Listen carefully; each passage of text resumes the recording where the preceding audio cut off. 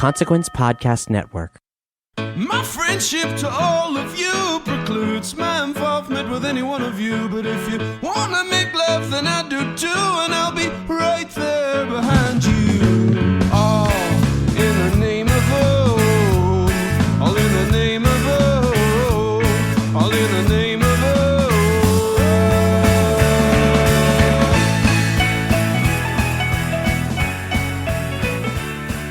Greetings, constant listeners, and welcome yet again to another episode of The Losers Club, a Stephen King podcast presented by Consequence of Sound.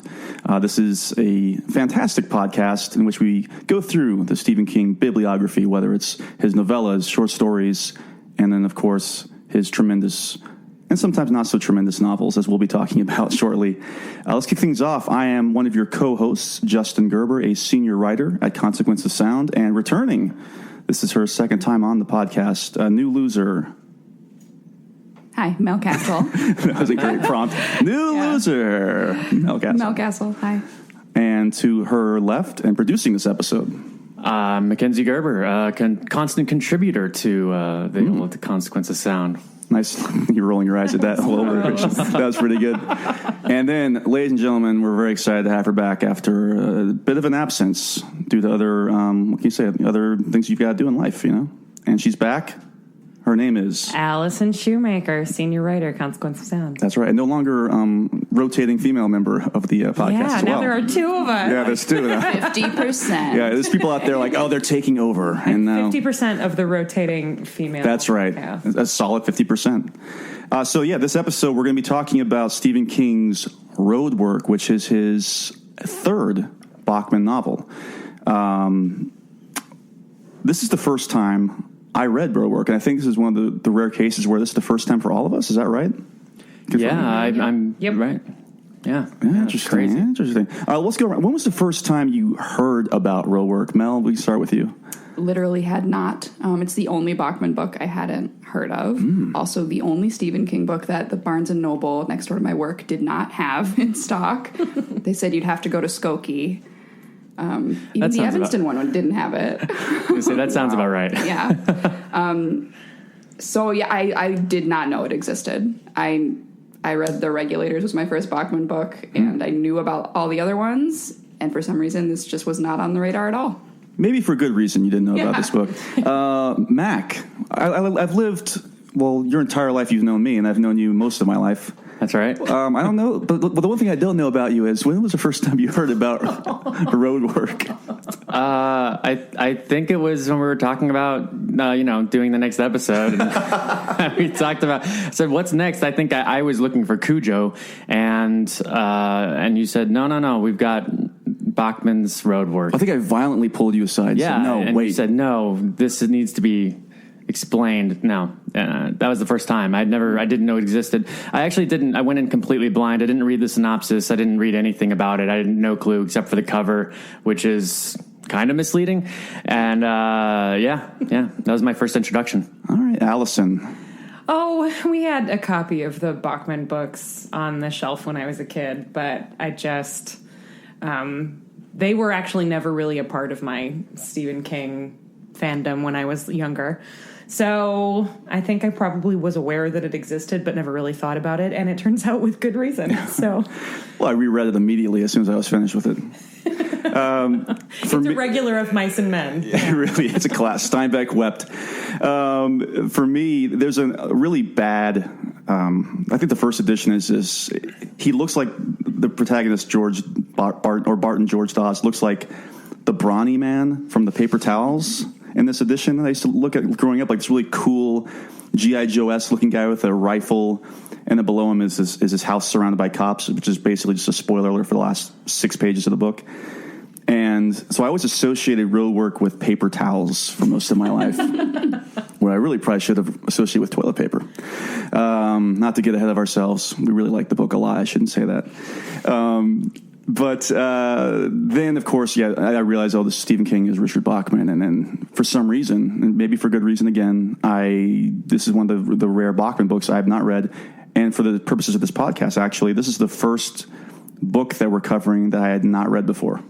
Wow. Yeah, I'd read everything else at least once before. Oh, boy. And so I was really looking forward to this, though, because as we'll mention later on, King considers this his best Bachman book of the early Bachman books. But again, I think Stephen King loved Death Race 2000, his favorite movie of 2007 or whatever it was. So again, we can only take King's opinion so far. That's, I think we're all on the same page there. That cover that you're referencing is on the Wikipedia page for this book, and I just encourage everybody to take a look at it because it is hilarious. We'll have to do a side-by-side of the Brawny Man and and the Dawes of the first edition paperback edition there. But let's get into Roadwork. We've got a couple things here. We can talk about... You guys want to talk about the energy crisis of the 70s first, or do you want to talk about King, the early work of Stephen King? I'll leave it up to the three of you. What should we go first on this? Anybody have any specific... anybody want to hear specific bits of history? Okay, just to get going here. I mean, I would rather talk about the energy crisis of the 1970s incredible. Than this book. We reached it. But whatever. Well, all right. Where was Stephen King at when he wrote this? Okay, here's the thing. This is from Richard Cheesmar. He co-wrote Gwendy's Button Box. He's got a really good site called Stephen King Revisited, and he's going through and revisiting all the Stephen King novels, writing essays on them. And he had Bev Vincent. He is a King historian who also wrote The Road to the Dark Tower Compendium. Not the actual Dark Tower Compendium, but another compendium of the Dark Tower.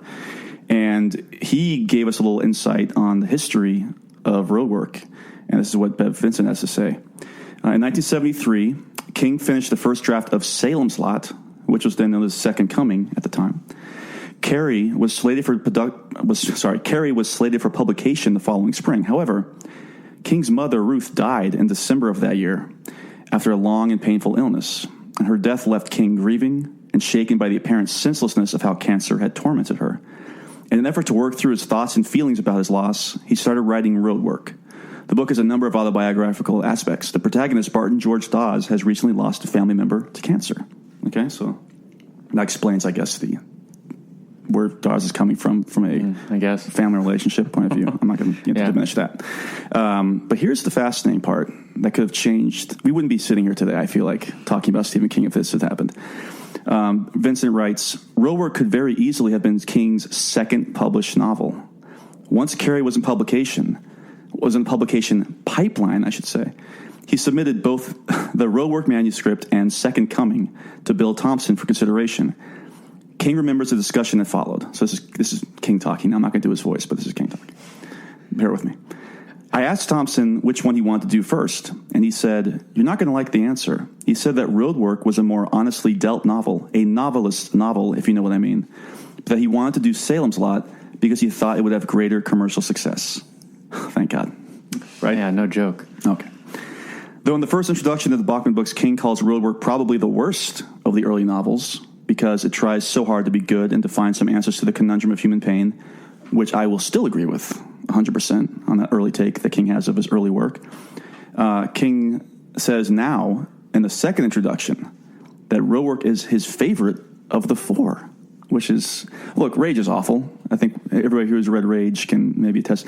Mel, have you actually read Rage? No, I have not. You've not read Rage. Allison is definitely. I know it's a. I haven't either. Yeah, we've got to read it, Mel. Allison literally had to because she was on the Rage episode.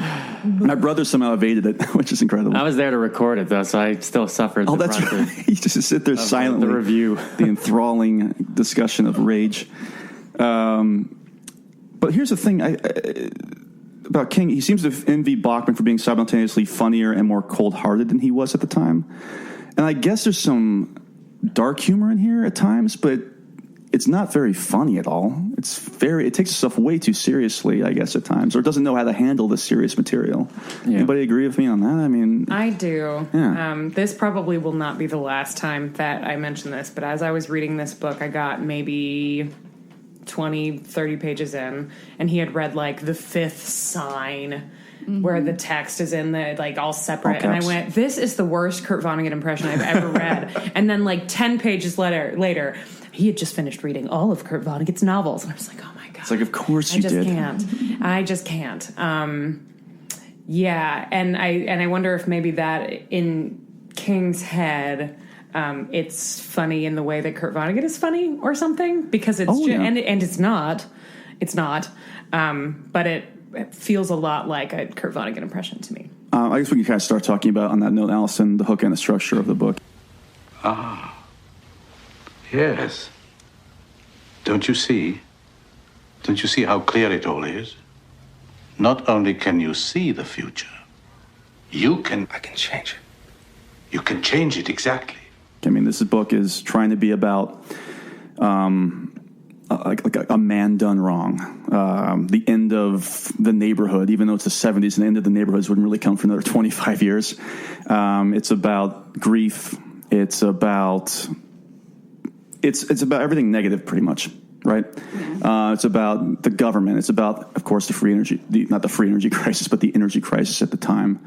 When you were reading this, at what point did you realize what this book was about or was trying to be about, Mel? I feel like it's billed, and when we read the synopses, we'll probably get this impression as this sort of thing, as a man pushed to the edge, and what happens when you are forced to go to that place by bureaucracy. But actually, and I feel like we get this pretty early in the book, I felt like, wow, this is really just about futility and like the senselessness, which you, I think, quoted earlier, of like his mother's illness carries over into like the senselessness of everything he's doing. Even really early in the book, he sort of just gives up before any final confrontation, just how he doesn't take any action about losing the laundry.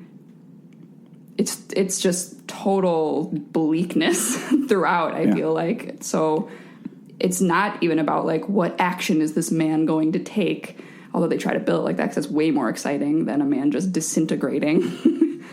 Yeah, my first... it's funny because I went in so blind, and I knew it was a Bachman book, and we had already had this long discussion about reading The Long Walk and, like, putting ourselves in the time and thinking, if I didn't know this was Stephen King, would I just naturally think it was going to be supernatural or something of that sort? And I remember I started reading the book. I actually ended up listening to it on Audible, but reading it, the first 50 pages or so, I kept, getting distracted, and he kept having these conversations, and, with Freddie in his head and all this stuff. And I was actually thinking it was going to go a bit supernatural to an extent. Like maybe he was talking to someone that wasn't there, or a ghost of someone that was like haunting him from Vietnam or something, or, I don't know. I don't know where it was going, but when I started listening to it on Audible and really, really getting into it, it didn't take too long to figure out that this was just going to be, like Mel said, the disintegration of this man and the world around him, and how he, gets out. Alice, any early impressions when you're reading this where you were like, oh, this is what the story is going to be? Well, to go back to the same well, I thought, oh, so this is Breakfast of Champions for the energy crisis. Got it. Great. At first it seemed like maybe it was going to be about mental illness, right? There's the early Fred and George, and then Charlie shows up, and who's Charlie? And it was obvious that it was not a man who was well in his mind. And then that just became sort of an irritating plot device that made it hard to follow, and then we were left with somebody whose inaction is supposed to feel like action. And a lot of long descriptions of 7-Up and Southern Comfort. Man, yeah. Oh, man. Didn't you crave it, though? I really did. Early on, I thought I need a drink. I mean, it did make me wish that I had a secret cocktail. Like, I think I need, a secret favorite drink. A friend of mine in college and I used to, when we were really broke, used to drink tequila with Dr. Pepper, and we called them, it's so bad. And we called them special doctors, like it was we were drinking an OBGYN. A specialist. Right? And that was disgusting. But it made me think a little bit of Zay Weaver and I drinking. Oh God! I love how Dr. Pepper and tequila. Wasn't it? So he drank scotch in public, which he hated. And so I was like, oh, why? Why didn't you just drink Southern Comfort? Because he's crazy. No, I just we talked about this a little bit, but let's read about those misleading descriptions on the back of certain novels. So I've got an edition here that's an early copy of the Bachman books. So early, in fact, it includes our favorite book, Rage. And this is a brief description of Roadwork on the back here, and it says, what happens when one good and angry man fights back his murder, and then some. it's amazing how many lies you can pack into 15 words here, because that is not what this book is really about. I'm not sure where the good angle comes from. Maybe I'm being delusional. I think Mac and Mel actually have the same. This is the most recent version of Roadwork, actually. Mel, if you want to read the exciting description of Roadwork on the back of that. Sure, this pocketbooks edition. It's all coming to an end for Barton Dawes. The city's Highway 784 extension is in the process of being constructed right across town and inexorably through every aspect of Bart's existence. Whether it's about to barrel over the laundry plant where he makes a living, or soon to smash through the very home where he makes a life. But as a result, something's been happening inside Bart's head that a heartless local bureaucracy isn't prepared for. A complete and irrevocable burnout of the mental circuit breaker that keeps a mild-mannered person from turning to violent means. As the wheels of progress and a demolition crew continue unabated throughout Bart's neighborhood, he's not about to give everything up without a fight. As a matter of fact, he's ready and waiting to ignite an explosive confrontation with the legislative forces gathered against him. And I think it's telling that all the quotes from the news below it only reference how King is good. I was None gonna of say them that, yeah. say anything about Roadwork. Yeah. I feel like they all start off their reviews with, like, listen, King is really good. We know that. But here's our Roadwork review. I know, no, seriously, like the first page, it just says praise for #1 New York Times best-selling author Stephen King, and just has things like a master storyteller, and Right. there's nothing about Roadwork. We love being you, Stephen. good at all. I've also pulled up your Brawny paper towel cover, yeah. and there's a little tagline on there too. Now I just have to show this around. We'll have to put this on Twitter or something. Oh, we're going to definitely do side by side. It was like Tom Atkins as Bart Dawes. It looks like somebody should be playing 16 Tons underneath while you look at this cover.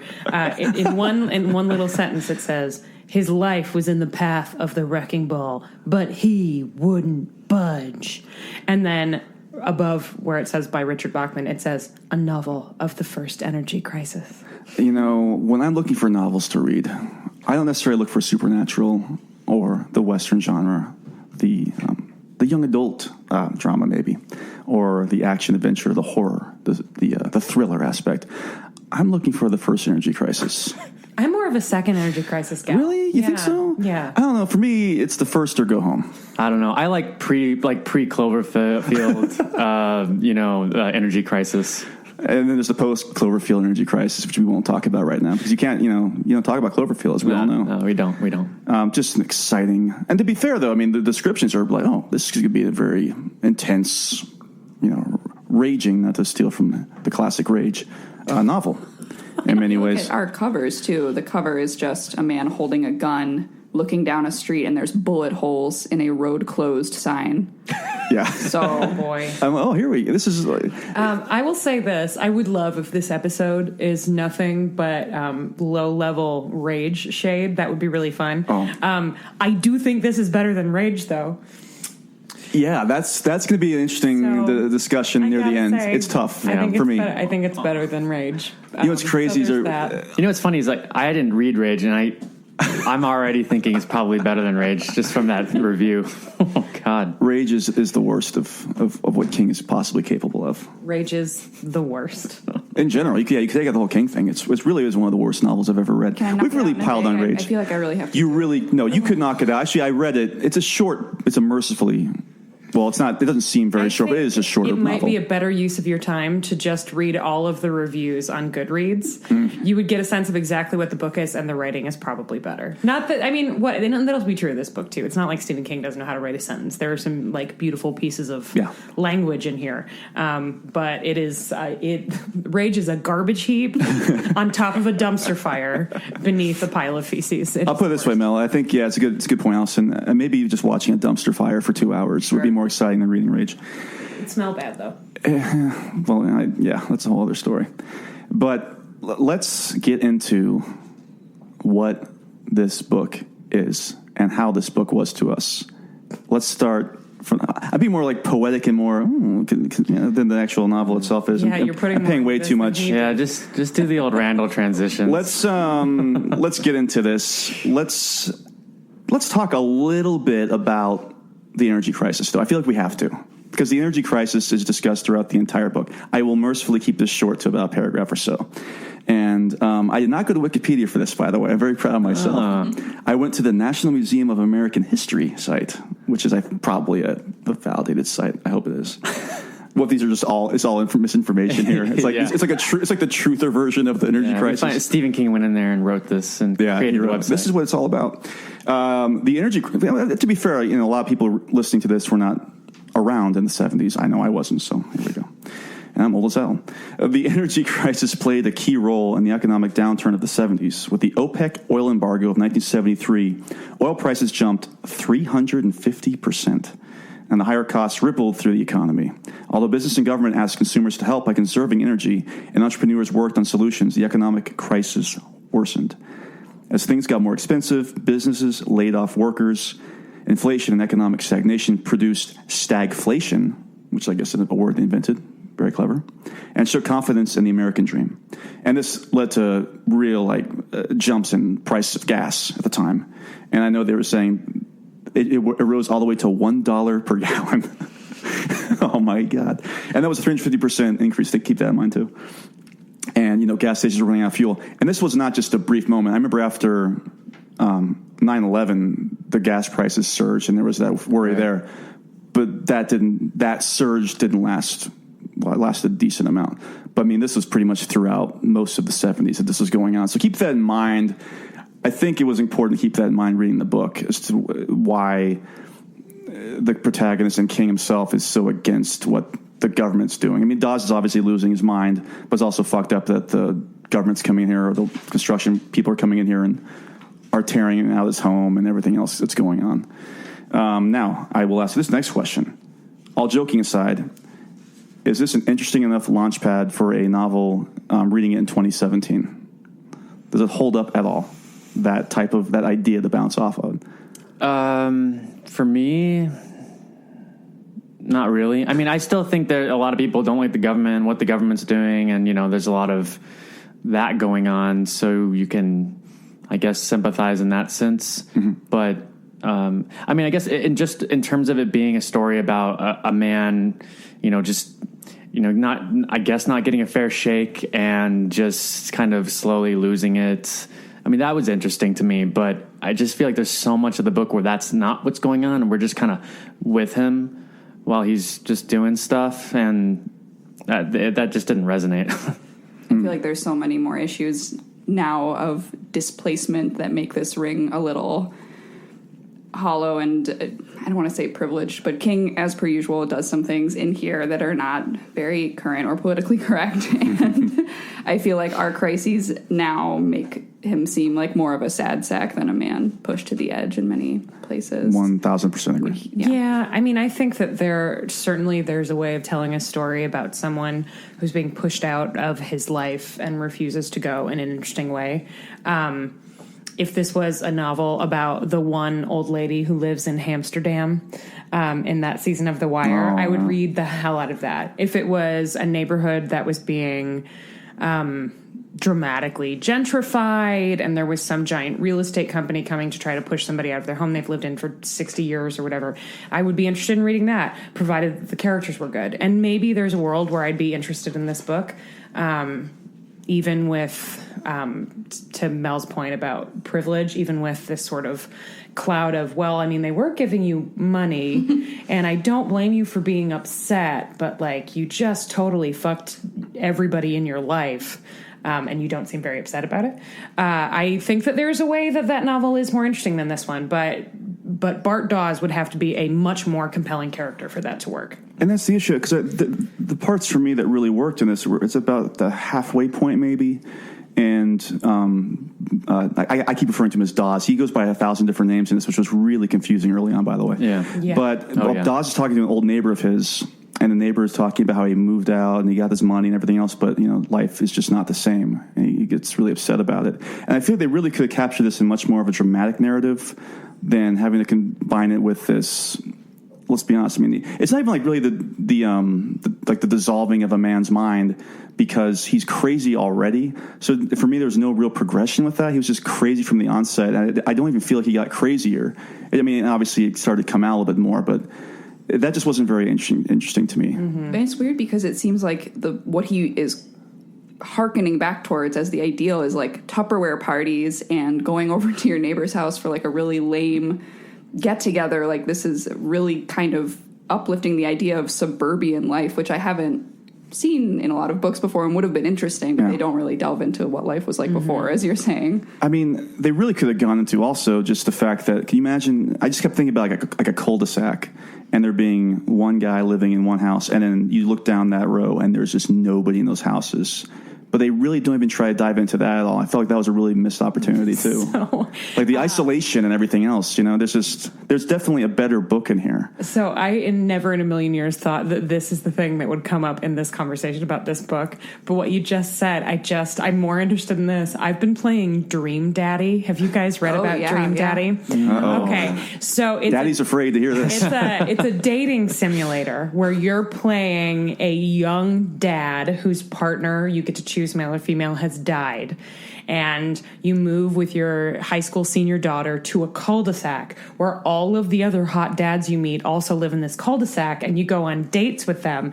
It is incredibly funny and like thoughtful and compassionate and really kind of moving. It's one of those, you thought this was satire, but now you're feeling something. Yeah, and it's both, right? Like, what a coincidence that we all live in this cul-de-sac, and they're all, even the like big burly ones, just insanely hot. And they do the most ridiculous things, and every time you say something that's both endearing and kind of flirty, a cloud of hearts flies out from behind him along with a cloud of eggplants. It is so funny and wonderful, and I would be way more interested in Roadwork being like a Dream Daddy story where they're not willing to leave the cul-de-sac because of all the friendships they've built there and presumably all of the casual sex they've had with each other. Because I would read the shit out of that. I would love that. But that's because every single one of those Dream Daddies is more interesting than this character. I think we need to get Dream Daddy to sponsor this podcast. Yeah, maybe we should. I'm not kidding. Allison does their passionate game. Reads. It's a good game. I played it all weekend. You heard it here, Steven. You just finished Sleeping Beauties. Next is Dream Daddies. That's right. That'd be a spinoff or a direct sequel. We'll find out next month when we read Sleeping Beauties by Stephen King and Owen King. Look forward to that. Looking forward to that. Where the hell do we go from here, I guess? So, Allison, you touched upon Rage, and I think there are definitely similarities actually between this and Rage, because they're both about our quote-unquote protagonists losing their mind and resorting to violence. Now, Rage obviously takes place in a couple hours at a school, and that's a whole other issue we don't need to talk about ever again. And this is spread out over 3 months. So initially, when I was reading this, I thought, this is going to be kind of like Rage, but King has learned, let's really dive into somebody losing it. Let's dive into this madness before it escalates in 3 months or whatever it is. But then about halfway through, I thought, no, this is just boring as hell, to put it bluntly. So did anybody else catch any, again, Allison, I ask you directly, did you have any similar feelings about this in Rage? Yeah, I think there's sort of a similar confusion about whether or not this is happening because the person is mentally ill, because they're wrongly dissatisfied with life, because they're rightly dissatisfied with life. And the best answer is that it is some sort of combination of those things, but I don't think the book is really making that argument. It feels a little bit like chapter by chapter, just like in Rage. Sometimes this is a person who is not well and needs professional help, and there's something in his brain chemistry that has gone terribly wrong. And sometimes it seems like it's one man against the system, whatever the hell all of the stingers were for the book. And because the book doesn't know, I don't know either, but I'm not interested in the ambiguity. Mm-hmm. It's not an interesting ambiguity. If it was, then maybe this would be a more compelling book. But it, like Rage, feels a little pat, feels a little like there are actions we're supposed to think are heroic that aren't. Feels a little bit like there are characters we're supposed to think are not sympathetic that are. And that is, it's a frustrating read in the same way that I was thinking about that scene in Rage where spoiler if you haven't read Rage, and I'm spoiling this for Mel and Matt. Oh no! Where the one kid who is like, "Are you insane? He has a gun and he's in our classroom. We have to do something about this." Where all of the other kids gang up on him, and he gets the crap beaten out of him. Ted, the kid, the guy we're not supposed to like because he's the hunky quarterback, who's the only person behaving like a rational human being in this scenario, and he's basically the bad guy. And then he gets the shit beat out of him, and basically his life is ruined. And it feels a little bit like that. Like when he runs into Vinny, whatever his name is, at the mall. Like you get that you're in the wrong here, and he's right? Like I don't think Mr. Bachman. I'm not sure that I'm having the reaction to this young, now unemployed laundry worker that you want me to have. So yeah, I saw a lot of connection. Well, Connection. I think it's clear, Allison, you can agree with me that Ted was a true hero of Rage, correct? Would you say that? Well, enough with heroes. Let's talk about some zeros and villains. I'm gonna have to kill this fucking clown. Welcome to the Losers Club, asshole! Let's kick things off with, I guess, the only real character of this novel. I don't know if I'm alone on that feeling. He's not the BFG, but he is the BGD. Barton. Barton George Dawes, who has about 17,000 different ways of being identified. We've all read a lot of Stephen King books. Thanks. Have a good night, everybody. Yeah. In terms of compelling protagonists, now I'm not talking about the book. I'm talking about compelling protagonists. Where do we feel Dawes falls in the King pantheon here? Compelling protagonists? Yeah. I don't think he's compelling at all. I mean, no, seriously. There you go. I don't think he falls my in nice there. way of probably a zero. I don't know. So he is truly a zero of the zeros and villains. He is. Perfect segment for this. He's a real loser, you know. Oh God. Oh boy. Ordner. Yeah. Mel, what do you think here? I'm not really tempted to defend the zero comment, but I can imagine if a middle-aged man who felt like things were slipping from his grasp read this book, he might find something relatable in Bart. I was intrigued by the parts of his character that were not revealed, which probably says something very bad about how he's written, like the whole circuit breaker thing where he can't fully articulate what he's thinking. His mind will turn off so that he doesn't realize the big picture until maybe he's dreaming later. His helplessness gets a little boring, I guess. I guess it goes back to what you were saying, since we don't see him before everything went down, really, unless he's reminiscing about something with Mary, and those moments are very brief. I'm always like, why did she marry him? Like, what about him was so great in the past? And I know that losing a child or two children, because since she has a miscarriage, can really, mess someone up. But not a lot of stakes for me with Bart. Nope. Yeah, Allison, I know you love the character a lot, so I'll let you defend him. Yeah, we're announcing our engagement any day now. He lived. There are moments where he's interesting.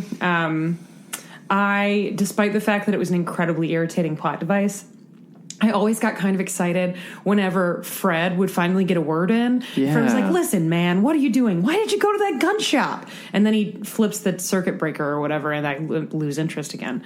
But I was more interested in the little good angel sitting on BGD's shoulder. And some of his reminiscences are interesting. I was really charmed by the TV story. That's what I want to talk about. Sitting in front of the television and sort of smiling and crying a little, thinking about this one particular memory. Very gift of the Magi. And let's see. God, I don't know. Grasping your... Yeah, I know. Well, I think that is genuinely a very charming section. I think that when he's sort of joyfully lying about things, that was when he was taking pleasure in this deception that he didn't really understand. That was occasionally interesting. But yeah, I just don't find him a compelling character. And I don't think it's because I'm not empathetic enough. And I don't, and like to Mel's point, I'm sure that there are people who could see themselves in this character, but I'm not sure that he's uninteresting because I'm not the target audience. I just don't think he's very well written. There's nothing. Whenever he feels the most human, I'm still pretty disinterested. The bad dreams didn't interest me. I was more interested in seeing him through other people's eyes, and I'm sure we'll get to some of the other characters. Not that there are many. But there are a couple of scenes that I found really interesting, but almost entirely because of the perspective of the other character. Right. Yeah, just kind of a swing and a miss for me. Yeah, I mean, the more I think about it, like there were things that were really interesting at the beginning. Like I did love all of the, even though it was confusing as hell in the first like 50 pages about the whole George and Freddie relationship, and because I kept thinking that this was another character or an old friend that he's talking to in his head or something, you know. But I really did like those little subtle moments where it would pop in and say things like, you know, like, but, you know, why did I buy those guns? And, you know, I was really interested in that taking off. But I felt like as the book continued, Freddie just disappears. And I guess we're supposed to believe that he's become Freddie now. So he doesn't really, but I just don't think he has as many conversations with Freddie towards the end. Well, Freddie is the good voice. It's his son. It's his son. Yeah. Yes. And like, so I guess if he disappears, it makes sense because you're truly lost. Like his conscience, I guess. So he's like no longer listening to him or whatever. But like, because he seeks him out a lot. You know, like he'll start talking like, hey, right, Freddie, right? And then like, you know, he's like upset at the silence. And maybe that's just, you know, him diving deeper into madness. But I feel like a lot of people, I'm sure there's a lot of people who have not read this that are listening to this right now. I actually doubt that. I'm assuming most people listening to this have actually read the book. But listening to us describe the character, he does sound like a compelling character, like somebody I'd be interested in reading about. But it says a lot about early King. And this is when he was probably about 25, 26 years old. And is that he somehow manages to make this character fairly uninteresting. You've got the loss of children. You've got your home being taken away by Big Brother. You've got the asshole boss. Is he really an asshole? I don't know, but we'll talk about that later on. And yet, you blew it. You know, a lot of this reminded me, thinking about it again, of everybody here seen Falling Down with Michael Douglas from the 90s. You know what I'm talking about? Yeah. That? Okay. It's about this guy who one day he just loses it. And he starts losing in the McDonald's line, and he goes after gangs, and it's a real early 90s movie. You know? Yeah, he like buys a bag and has a bunch of guns in it, and like he goes back to these places and, you know, like holds up people, and if they don't, you know, fix his meal and stuff like that. It's intense. It's like crazy. Looking at, if you watch it now, it's going to be even back then, it was pretty ridiculous. It was a Joel Schumacher movie, by the way. This is pre-Batman Forever. But I forgot to mention one thing that I thought could have been interesting about Bart is that he works at a laundry. And I thought all the laundry parts where they explain how the laundry works are kind of interesting. Stephen King used to work at a laundry, so he knows that kind of technical stuff. But so Bart, his whole life's work has been like washing other people's dirty shit. And like all of a sudden he's upset that someone is doing something that like is forcing him out. Like his whole life has been catering to the man. All he does is wash the man's clothes. And like we never explore this like weird irony that his whole career is one of the someone even says it, like you never think about the people who wash your sheets when you stay in a hotel. But he takes a lot of pride in like how he's worked his way up to head up the laundry plant. And so I wanted more about his job too. I liked the little backstory we get about the guy like paying his way through college and him being a hardworking guy in the laundry. But I just thought laundry was a very interesting career choice for someone who's like suddenly fed up. Like, why wouldn't you get fed up of doing laundry? And it's weird because in the first half, he really builds those characters. Like, you know a lot about Vinny and all these other people. But then it just doesn't go anywhere. Like some of them just disappear for the rest of the book. From and we introduce other characters like Magliori and stuff, and I don't know. And the other thing, this isn't like this is somebody who we really get a grasp of like what his politics were at all before the government came and said we're going to take away your home. We don't know which way he really leaned, unless I missed something in the book. I don't think I did though. And because there's even the part near the end, and this is actually here's the thing, I read this both on my computer and my phone, so I did not have whatever the edition that is. I guess it's the overdrive edition, whatever it is. What he says, he wasn't really sure what he had said no to, or had he said yes. Yes, finally, yes, to some destructive impulse that had been part of him all along, as much a built-in self-destruct mechanism as Charlie's tumor. So, and this is near the end of the book when this is mentioned.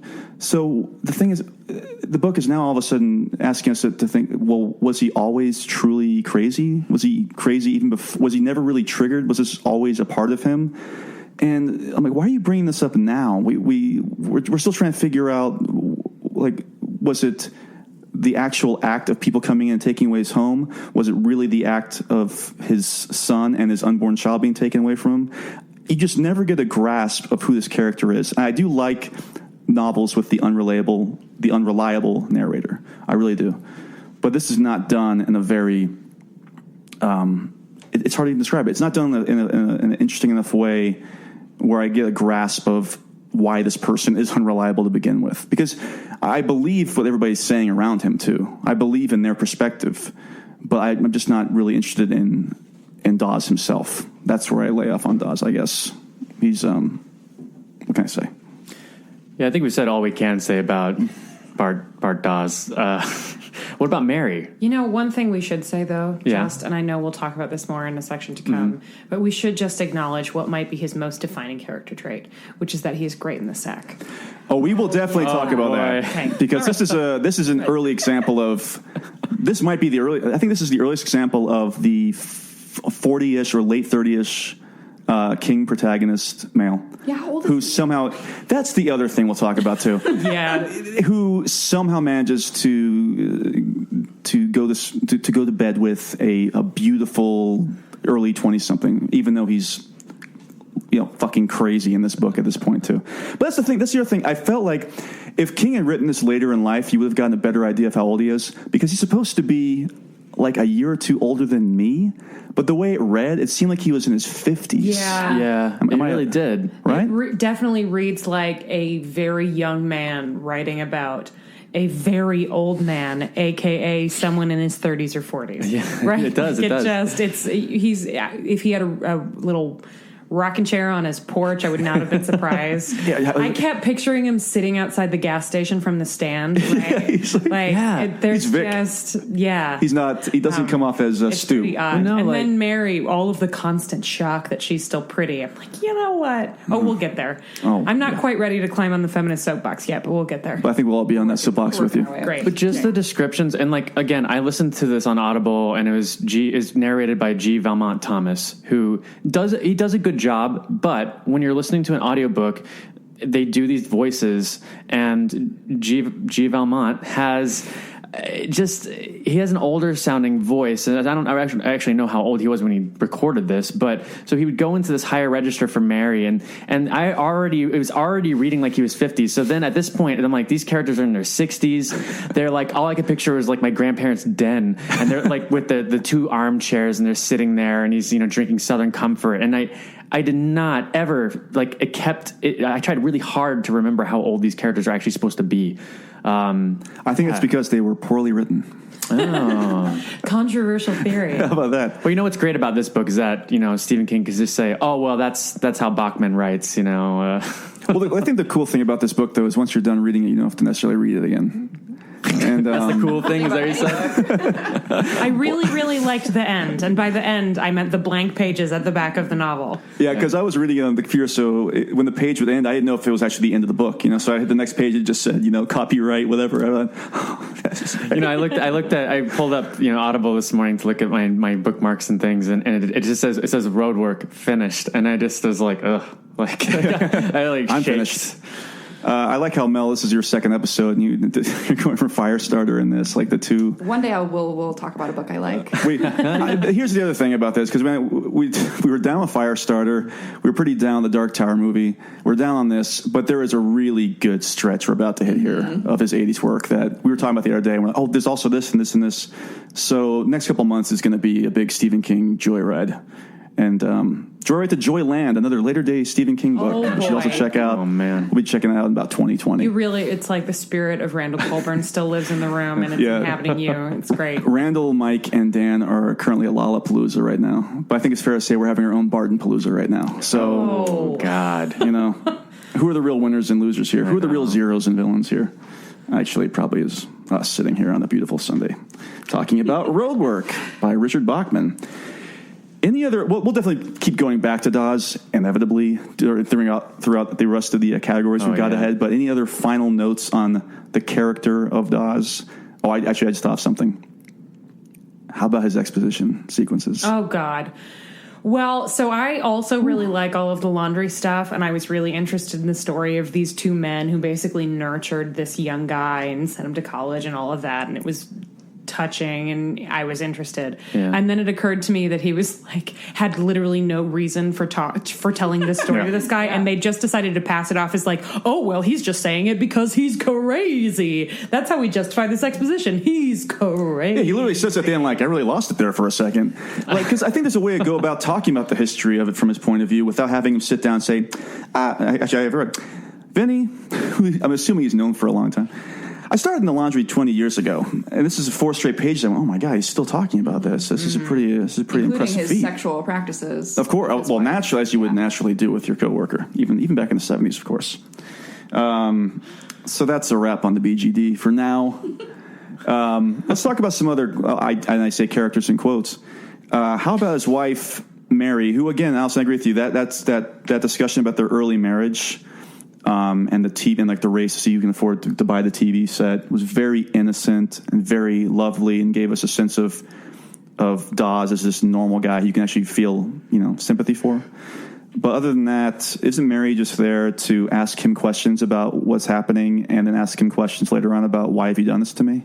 Is there really a character there that seems to ring true to anybody? I don't know. There's something about Mary. Oh boy! Sorry. Nice. How long? The ghost of Randall. How long were you waiting for that one? There you go, Randall.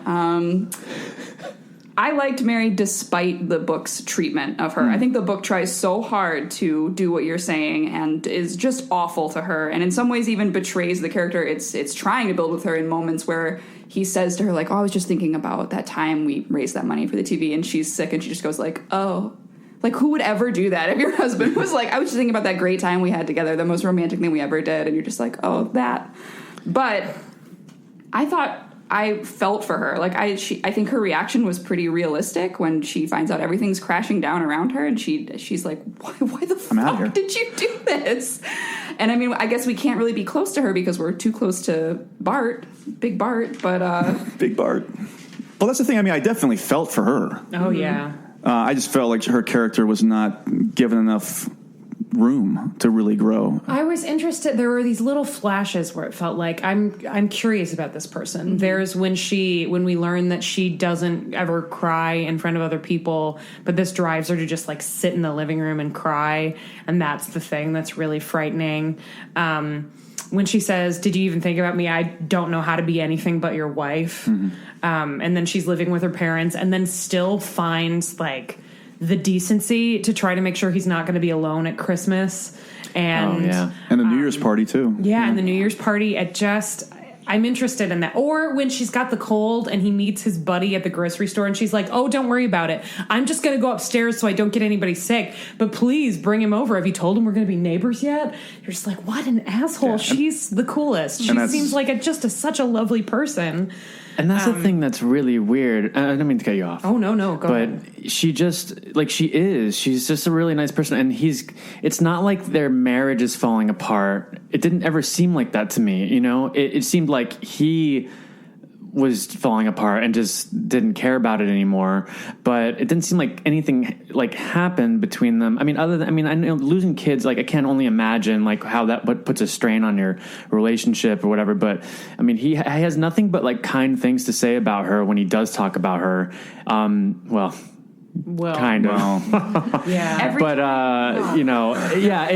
Every single moment. Every time he's like, she's really let herself go. I know. Well, she's not as slim as she used to be. She was still slimmer then. Yeah. Don't worry, I'd still hit it, but it's just not. and that's the thing. It's it's all this shit talk, but we only see her being this bending over backwards to please him, and it's just I don't understand why you feel like this, about... It's because he's crazy. I know he's going crazy.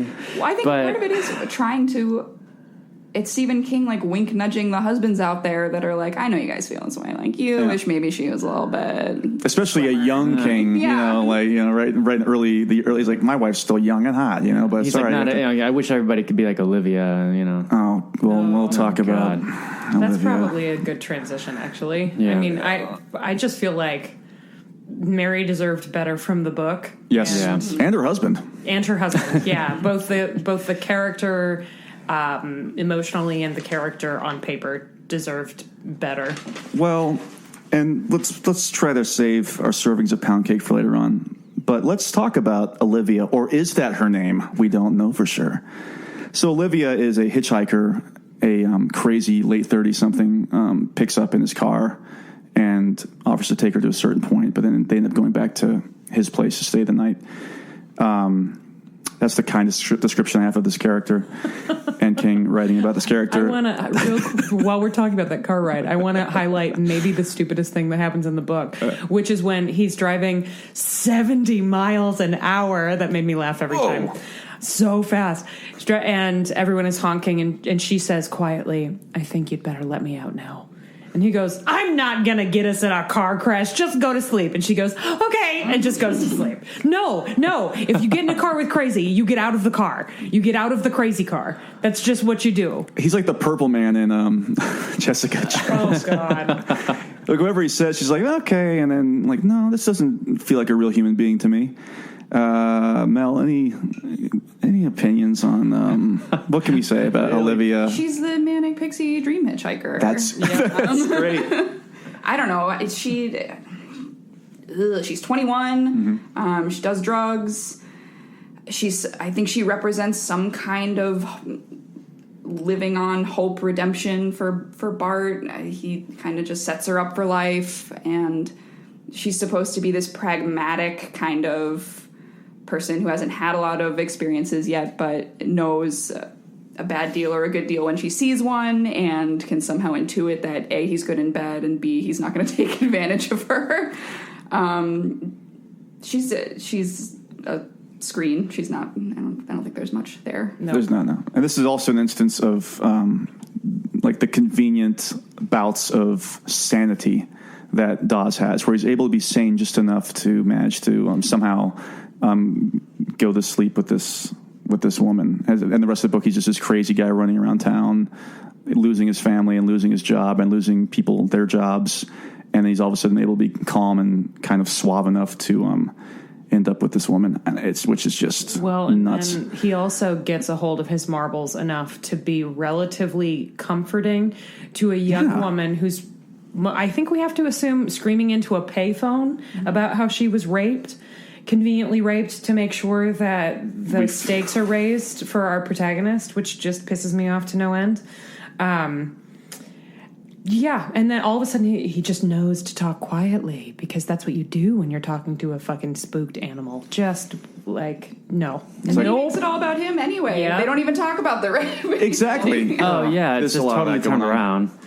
To go back to Firestar, it's like he's trying to figure out how to unlock the safe, I guess, at that point of the in the story. And she's such a vague character. We don't even really know her name officially. I think maybe at the end we do. Maybe her name was Olivia all along. But it's weird. It's like, why are we fixating on this character? You think when he's like trying to set her up for life, it's like, is this now like your child you're trying to take care of? Like, I just don't get what purpose she served to him. I think she was just there because King realized, okay, I've got to make this character a little bit more sympathetic or with some more of a purpose than just the fact that he's going to start blowing things up. Well, and again, and like as we come across like all these characters, and I just kept thinking, because of the way this starts with him buying all these weapons, I just kept thinking, okay, like when's he going to start like killing people and doing things like erratic things, or like are we going to find out like chapters later, like, well, what happened to Olivia? Like Freddie, did like I don't remember saying goodbye to her. We're gonna find out she's like buried under the bed or something, like, and like none of this stuff ever happens. And it just, it was the only time where I was like, because like The Long Walk doesn't have a lot of supernatural elements to it, but I wasn't like, oh, I hope there's a supernatural twist in this. Like this was just so boring. I was like really wanting it to go that route, and it just didn't. And it wasn't like. Yeah, I just couldn't handle it. We've read enough King where I'm not like bloodthirsty when it comes to Stephen King either. He's written tremendous dramas, and this is just not one of them. Like, Stand By Me is terrific, that novella. The Shawshank Redemption novella too. I mean, we can go on and on about how many. Even the short stories, Woman in the Room, Last Rung on the Ladder, tremendous. Last Rung. The only thing is just give me a good story at the end of the day is all I want. And give me good characters. Exactly. I don't have to like them. I don't even have to necessarily care about them, but they have to be be let me believe they exist. Yes. Speaking of good characters, and I kind of say this as a joke, but G. Valmont Thomas does a great Magliore. See, I love Max. I like Max. I remember Max. I was having a conversation with Mike, I think, while I was reading it, and I had just gotten to Magliore's character, and again, Thomas does such a great job with it. Because we had just done the Kingies, and we were talking about like great minor characters, and I was like, oh man, Magliore's like, I mean, I don't know if we're gonna hit any others, but he is up there for me. Like, I just really enjoyed their conversations together. He's definitely see it. I felt like it would be in some sort of AMC drama. It's like really bad, right? Yeah, he's out of right. His depth, he goes to see where he's just there being crazy, and he has this fit and calls him a dork. And I can picture like 97 different character actors just staring at this guy and then laughing hysterically because somebody called them a dork. You know who I got? I just loved it. I loved it. I got Danny Aiello as oh, really? That's what I pictured in my head. Danny Aiello from Do the Right Thing, from The Last Dawn.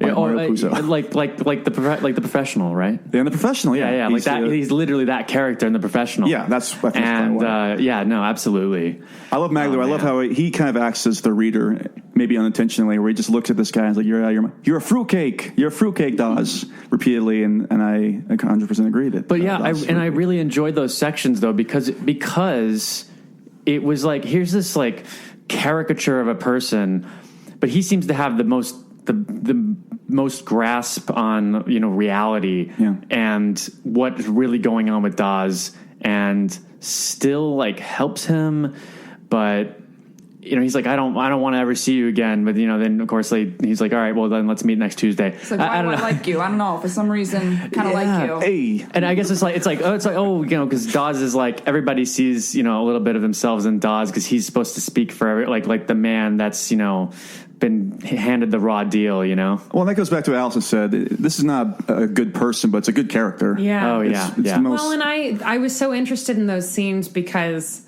I could tell that he was intelligent,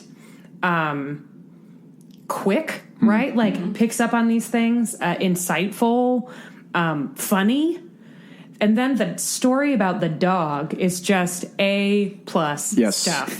And so it was great. And then I just found myself wishing that I could just have like a short story that's just about this crime boss who has this guy walk into his office one day. That is the story I want to read. I want that in some King anthology where it's just like a little tiny bit and we find a way to make that a complete story, because that I was interested in. Yeah, I really felt like that. And that's, for me, like this book was just a bunch of little short stories that could have been great on their own. Like it even just like the whole party sequence when he goes to the party and he goes, he's on LSD or something, or he's tripping. And like, I just felt like they're like, or even just like the Hitcher thing, like there's a lot of good ideas in there, but they're just not executed that well. Again, I can't believe that this could have been his second novel under the name Stephen King after Carrie. So that's I'm sorry. Crazy to me. When exactly did he write this? Like I said, he wrote it before Carrie even came out. He had written Salem's Law and this. Drugs, or had we not? Oh, no, this is early on. Okay. This is earlier on. So that makes sense because, again, he's really early writings. Yeah. Because this is coming, and like how well, again, it's not really disappointing because at the time people didn't know that Bachman was King when this came out, right? No. Yeah. So it wouldn't have been disappointing for people, but it would have been disappointing had we known. Well, it would have been coming on the people heels, looking to read a good book, I think. But. And it makes Firestarter look great. And listen, the other thing is, we're really going. It really does. It elevates literally everything that came before him, except for Rage, of course. But this is Mac and I like Rage. What if we have to do it because I wasn't on that episode. We would have to do another episode of face off between the pros and cons. I would be incredibly interested to understand why. That's what I'll say. I think it would be this group here would actually do that episode. Rage Take Two. Enrage. The Rage Ring. It's just gonna, the Rage 2, Carrie. It's just going to be Mel and I's like inner dialogue saying like, "Well, what do you think, Freddie?" Well, George, we literally have to be crazy to have liked that. Rage is our southern crazy. I can't wait. I cannot wait to read that book. But Meg Laurie's great. And Meg Laurie also, I want to say, is also very. When I was reading this, he reminded me of a certain mob boss that pops up in a Dark Tower novel later on. I don't know if oh, yeah. You know what I'm talking about? Anybody know what I'm talking? I don't like to get into too many spoilers. I do, but so I don't want to go into that. But yeah, that did remind me of that. Yeah. Yeah, which I thought was pretty cool. Why does Magliore actually end up helping? Is it because of the money? He gives him a ton of money, even though earlier he's like, even if you had the money, I wouldn't help you. Because I think later on, they go in a little more detail. I'm doing him a disservice here as to why he finally relents and says, fine, I'll let you do this. But at the end of the day, it's ultimately just to end the book. It's like, okay, Good fine. We've got January 23rd to go. All right, here we go. So we talked about Magliore. We've talked about Olivia. We've talked about Mary. Let's talk about the confusing character that is it Steve Ordner or I know his name's Ordner. Yeah, Steven. And that is the overlord of the big company that also runs the Blue Ribbon Laundry. Any thoughts on what King was trying to do with the character of Ordner? Because my thing is, obviously, he's presented from Dawes' point of view, is to be this real privileged asshole who doesn't care about anybody. That might be true, but aren't you kind of siding with where Ordner is on all this in relation to how Dawes is going about his business and how his personal business and how it reflects the professional business? Yeah. Right? Yep. He is literally doing his job. Mm-hmm. And whether it is genuinely to try to save other people their jobs and keep the business open, or just because he gets paid to do it because it's his job, it's what he should do. Yeah. Like, his whole thing is, we should probably open another laundromat or laundry station, whatever you want to call it, so that people don't lose their jobs, and also so the business keeps going. That should probably happen. That doesn't seem like a particularly controversial. Like, is he kind of a dick? Sure. Who cares? Although I don't know, he doesn't actually really behave like a dick either. He seems to be genuinely kind of friendly, manipulative. He's manipulative, but you gotta get ahead in this business. And is it really clear? So in the beginning of the book, when he keeps having the conversations in his head about well, if I do this, I can basically, he tries to work out how he's going to actually be able to buy this place by playing the game. But then he ends up just losing it, and then so it's it wasn't even like he was purposely trying to do that originally. He just loses the deal by making the wrong decisions, right? No, he was lying to Ordner. He was deliberately letting the deal fall through. He had already decided. It's confusing, to not do anything. Yeah, well, but so that's what I'm saying. So with Ordner, though, at the end, when he's like, "Why did you do this? You were on track to do this and get this, and we were going to make you a VP or whatever it is," and you're sitting there going he was on the fast track. I think Ordner might be a jerk, but I think that they were going to make him give him a better job. But I don't know. It's all about the moral high ground. Yeah, practical consequences be damned. His victory is getting Ordner to say, "No, I don't care about you as an individual." At some point, he bullies him into saying that. And it's congratulations, but now you just cost God knows how many people their jobs. And I know they got their stipends and stuff like that, but that's not going to last you the rest of your life. They'll be fine. That's the thing. That's welfare money. This isn't like he lost his job and it was just him losing his job. This wasn't like a Jerry Maguire thing where he's like, everybody come with me. And if they don't, at least he made his stand. He submitted his blue proposal, whatever the fuck it was from Jerry Maguire.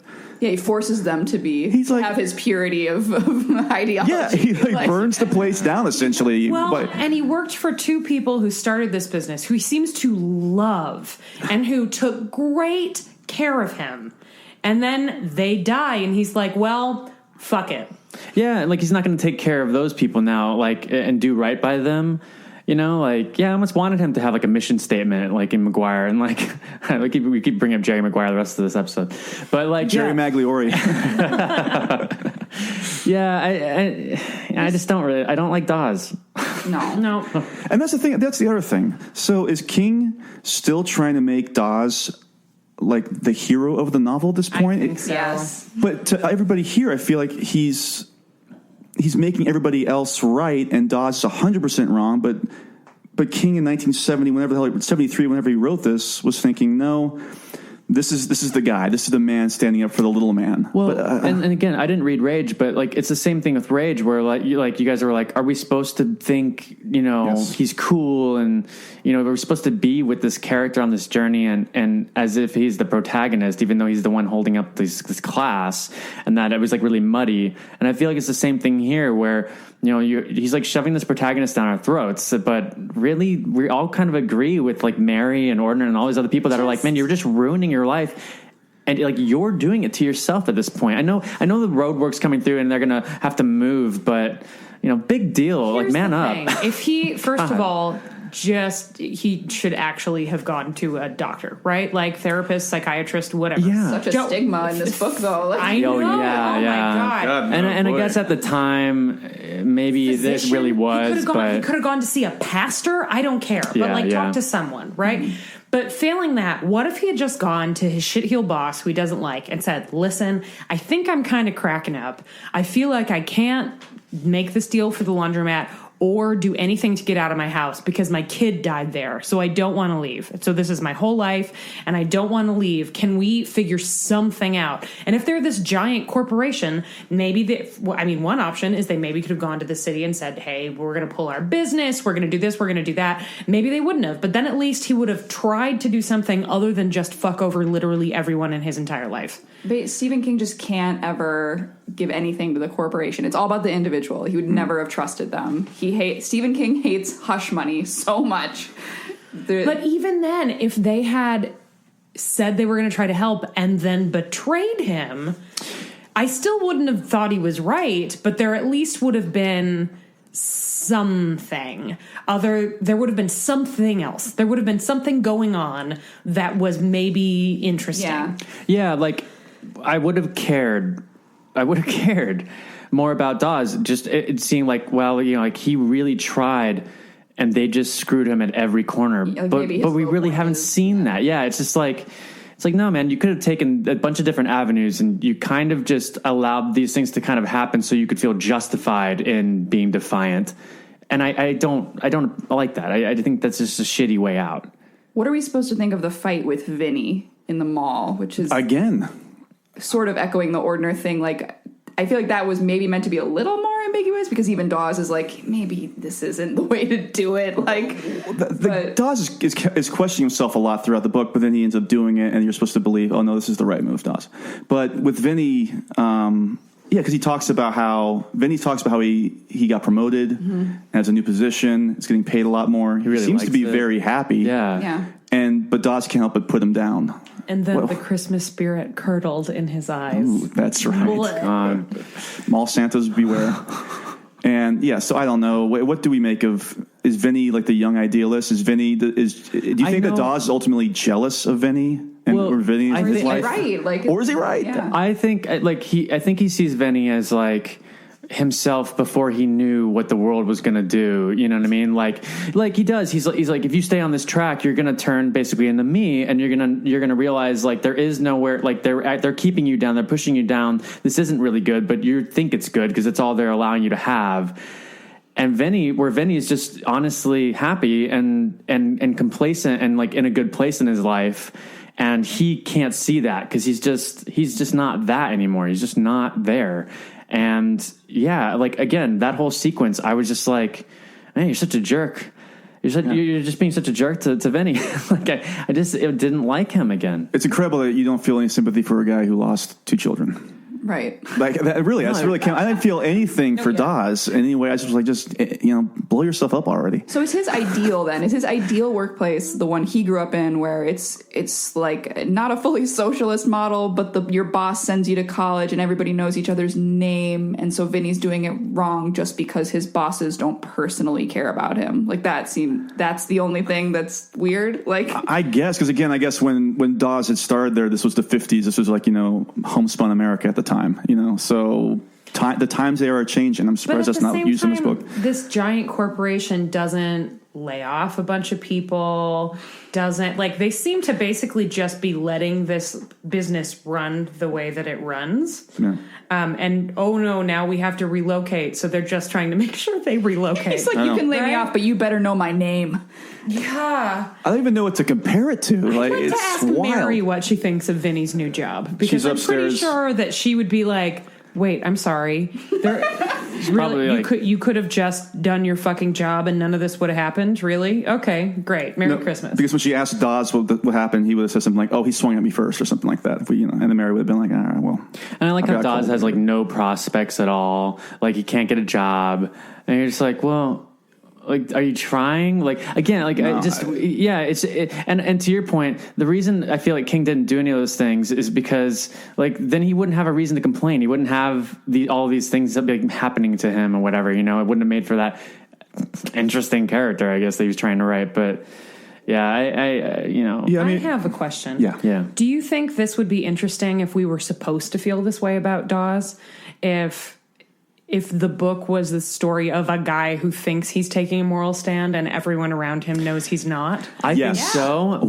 Yes, agreed. Yeah, I So think it's I like, would too. yeah. So you're like, okay, who wrote the back of this book? You know, granted, I went in completely blind, but I never got the feeling that we were supposed to feel No, that me way. neither. And if we were, that would have been way more interesting, I think. Yeah. King throughout the whole book keeps giving himself these outs of people saying, you sound crazy, right? Like that doesn't make any sense. Well, yeah, I know it doesn't make any sense, but again, are we supposed to side with Dawes on any of it? That's the thing too, and it just drove me crazy for about 400 pages. How does he stop caring about what everyone in his life thinks about him, and yet he still refuses to drink Southern Comfort and 7-Up? God. He doesn't care what anybody thinks about him, and yet he goes to a restaurant and he still drinks scotch. Oh, but at that party sequence, he is drinking Southern Comfort. Oh, yeah. Remember? But We've cracked the code. that's because of the purple pill he takes. Oh yeah, where he can be himself on the wonderful pills. God. What kind of message are we sending here? And let's go back to Mary for a second, because she is so patient in this book. Again, they'll have a nice conversation for about 30 seconds, and then all of a sudden he'll be unfairly triggered by her, and he will just lash out, and she just sits there and is like, George, Bart, whatever the fuck his name is in his book. Bart, George, Dawes, Georgie, Sorry, Mary, we love you, and we feel bad for you. Let's talk about another member of the Dawes family, the character of Charlie, who is only alluded to in flashbacks and dreams. Charlie is obviously, well, maybe not so obviously, the ultimate reason behind why Dawes is losing it. It's his trigger point. I'm trying to think of how to go about talking about Charlie. Is his character used effectively? I guess is the death used effectively? I think we've kind of come up with some answers to that.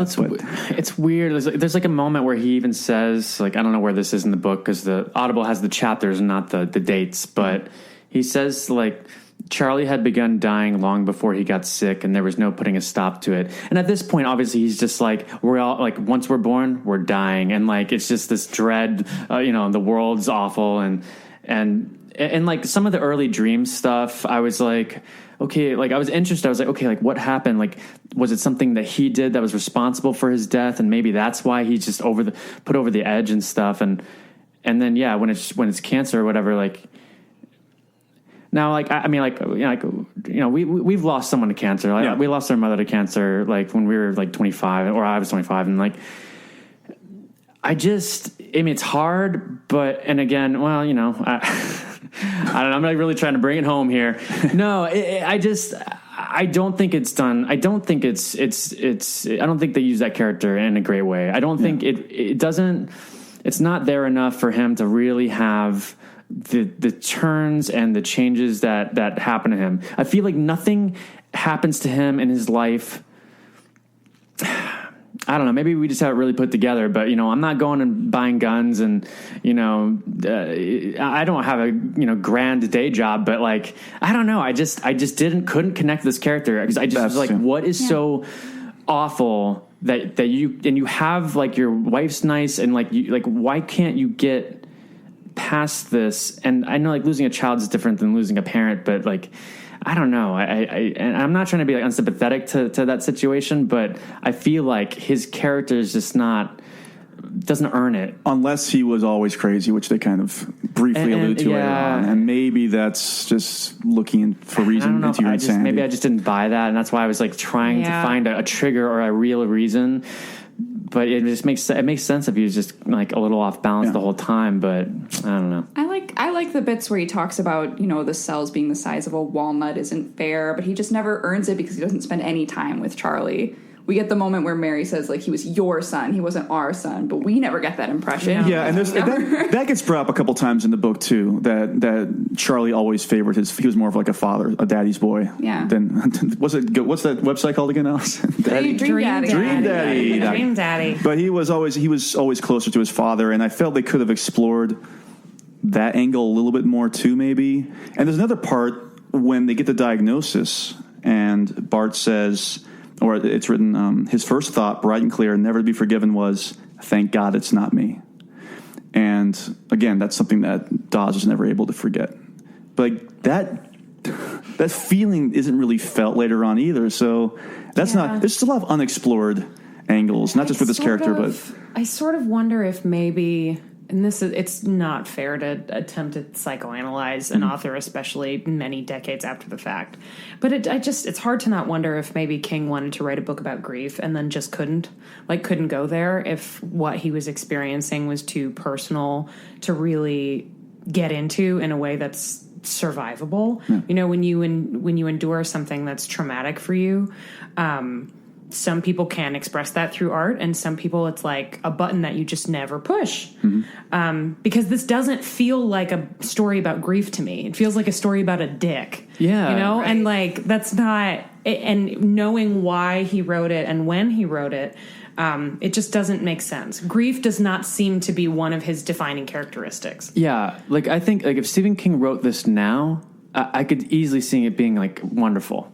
Yeah, because it would be from a perspective of an older person, too. Well, he's written some great stories about grief. Yeah, or God, just like Last Rung on the Ladder. Yeah. And like that is gorgeous. Well, and that was, well, see, that's like, The Last Rung on the Ladder is heartbreaking. Yeah. Yeah, and he wrote that really early on, too, right? A Woman in the Room was about a mother dying of cancer. So, Right. I mean, but the thing is about those are soft stories. Those are not rage-filled, like anger, let's blow up bridges. And I guess again, if you what you're saying is we're supposed to believe that he was always off kilter, and then that's the reason why he's not connecting. We're not connecting with this character in that sense, but I don't know. It's just not well. He's not well written. Dawes is not well written at all, I don't think. If we haven't hammered that point home. Yeah, I know. So I just want to bring that up again. Did you know?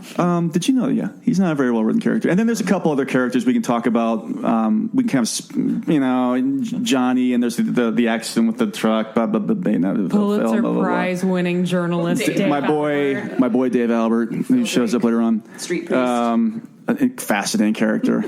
He was the. I got a lot of things to say about him. Just kidding. Nothing to say about Dave Albert.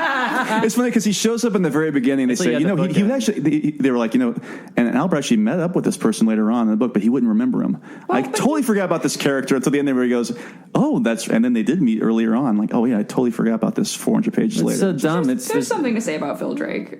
He's foil to Bart because he does good things while cozying up to the rich assholes. That's true. All right. That's all there is to say about Phil. Okay. Yeah. A+. He seemed like he seemed like Clarence in It's a Wonderful Life. Like he just kind of shows up with this pride. Oh, hey, everybody. Yeah, like no, when he showed up, I all I could think of was what Leland Palmer? No, Leland Gaunt. What's the name? Yeah. Oh, from Needful Things? From Needful Things. Oh, okay. I was thinking that this was like. Again, it's me wanting there to be some kind of supernatural turn. I was like projecting on this character, like, oh, who's this? Like, is he really there? Like, he's just in the room, and he didn't see him at first, and then all of a sudden he just sees him in the corner. Initially, I thought it was one of the fake psychiatrist names he gave Mary was Phil Drake. He comes up with some great fake names. Oh, yeah. He's a great fake namer. I will give Dawes that. He is an incredible bullshitter. Like, he doesn't miss a beat when he's talking to his bosses or his wife. When he's in the gun shop talking about his cousin who's going hunting with Donald Trump's large adult son in Mexico to kill zebras and shit. I was just like, but off the top of your head, that's what you're okay. I guess that you know how to spin a web. This is almost a sociopath, if anything else, at this point, too. He's just able to come up with this stuff and doesn't give a shit. But I know you weren't actually talking about Leland Palmer, but Leland Palmer made me think of... I actually thought a little bit about Twin Peaks when I was reading this. Yeah. Because... At least there is one big well, no, there are countless big differences, but there's a difference that I thought of, which is that Bart, Fred, George, Andrew Johnson, Jingleheimer Schmidt is walking around acting like a crazy person, and the people in his life seem for quite a while to be like, oh, everything's fine, and then finally, eventually, they're like, is there something wrong with you? Like, what is going on? Which makes him the direct opposite of Dougie, who is wandering around his life, and no one seems to think it's weird that he is just non-functional now. Can we just talk about Dougie for another couple hours? Sorry. We'll move on. But I was thinking about Twin Peaks because it's interesting to me how long. And this does happen in life. Somebody can go being not quite right before someone in their life is comfortable to say something about it. And I don't think King is actually interested in exploring this in this book. No. But every time someone is finally like, are you okay, man? You seem really not well. I'm like, thank God. We're not alone. Yeah. He must be doing really, really poorly for him to be this level of nuts, right? Like, he can't be that efficient at hiding it. I would say so. So it's a relief when people finally start talking about it. And I think we've beaten these characters to death, and the only thing to do now is to bury them in the cemetery. What's the bottom of the truth? Well, sometimes that is better. The person you put up there ain't the person that comes back. It may look like that person, but it ain't that person. Because whatever lives in the ground beyond that cemetery ain't human at all. So I feel like this cemetery, the equivalent of this cemetery would be like when Cain killed Abel, and there was just one body in the cemetery. What? How about that biblical reference there? This is not a very frightening book. Well, there's some frightening aspects we'll talk about in Pound Cake. But this is not a scary book, per se. There's not a lot of scary moments, per se. Anybody have anything to bury in the cemetery here? The book? I really don't. I don't know, Even the big blowout at the end, and like when people are dying and stuff, it's not scary. It's just you're just like, oh, good, we're finally here. There was something, and Mel also brought. So if you want to talk about the dream, the dog dream, maybe. Mel? I wasn't going to talk about the dream. I was going to talk about Olivia's trip when she is tripping and plunges a forearm out of a sink. Oh, yes. That's the only thing I did write down for that too, and I couldn't. My notes on Audible and the bookmarks was a mess, but I had that Olivia plunges arm out of sink, and I was like, I don't even know what this is referencing. What I thought about when I read that was the Pinchot scene in Firestarter where he throws his hand in the Maybe in it's the his sink. Forearm. Whoa! King's Dominion, guys. Olivia was in the shop, guys. I think it's clear. She took the Lot 6 experiments. Charlie changed her name. No. I guess I was a little spooked by when Johnny is in the hospital and his brother is there and doesn't know what's going on, and then the priest comes in and Arnie starts basically just losing his mind, and then he runs away, and you hear like this primal scream of grief from down the hallway. I mean, I guess that was unsettling, particularly then because BGD goes back to work and is like, oh, well, I'm not sure if he died or not, but it looks bad. I'm like, well, if his brother gave like a primal scream of despair, I think you can bet that something bad happened. What if the doctor's like, he's going to be okay? No! Oh, Dawes, we love you. And I guess maybe the drowning dream. With the lifeguard and Charlie. Yeah, that's and a little...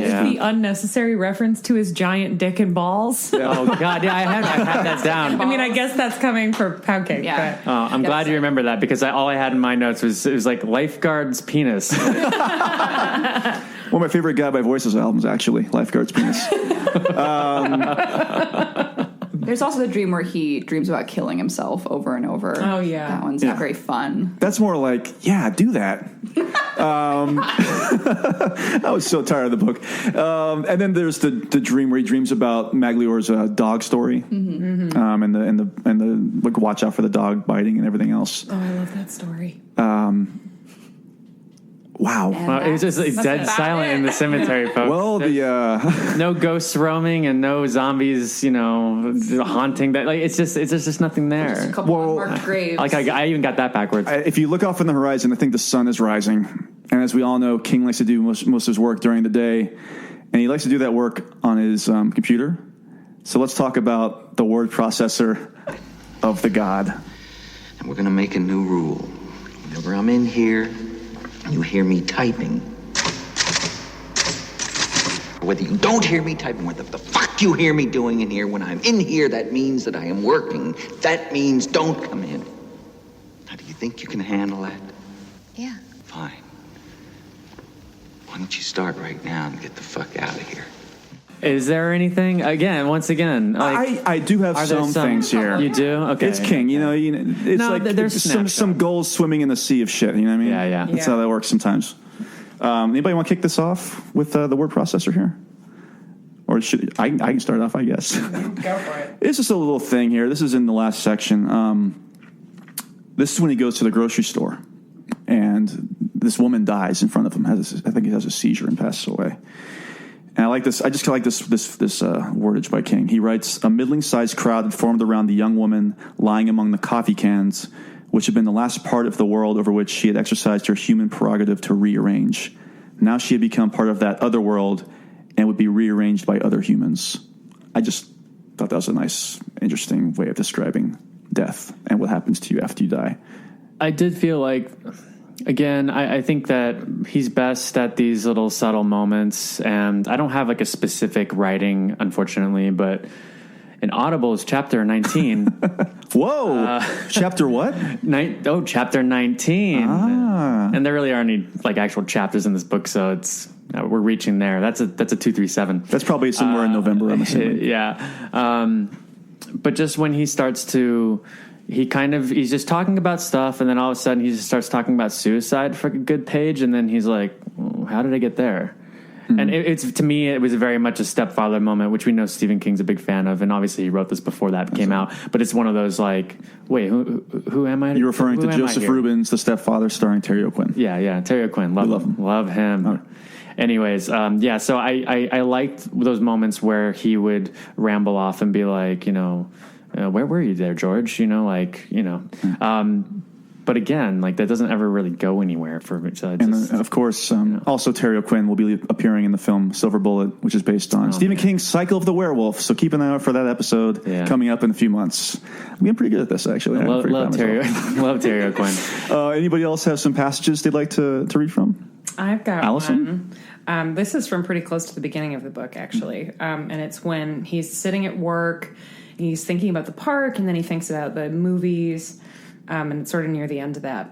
Inside, the auditorium was huge and dark and filled with the smell of dusty velvet. When you sat down, you didn't crack your knees on the seat in front of you, and there was a huge cut-glass chandelier overhead. You never wanted to sit under it, because if it ever fell on you, they'd have to scrape you up with a putty knife.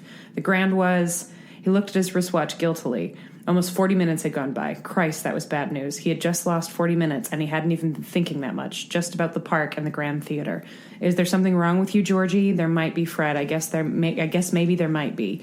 He wiped his fingers across his cheek under his eye and saw by the wetness on them that he had been crying. It just sounds like a nice movie theater.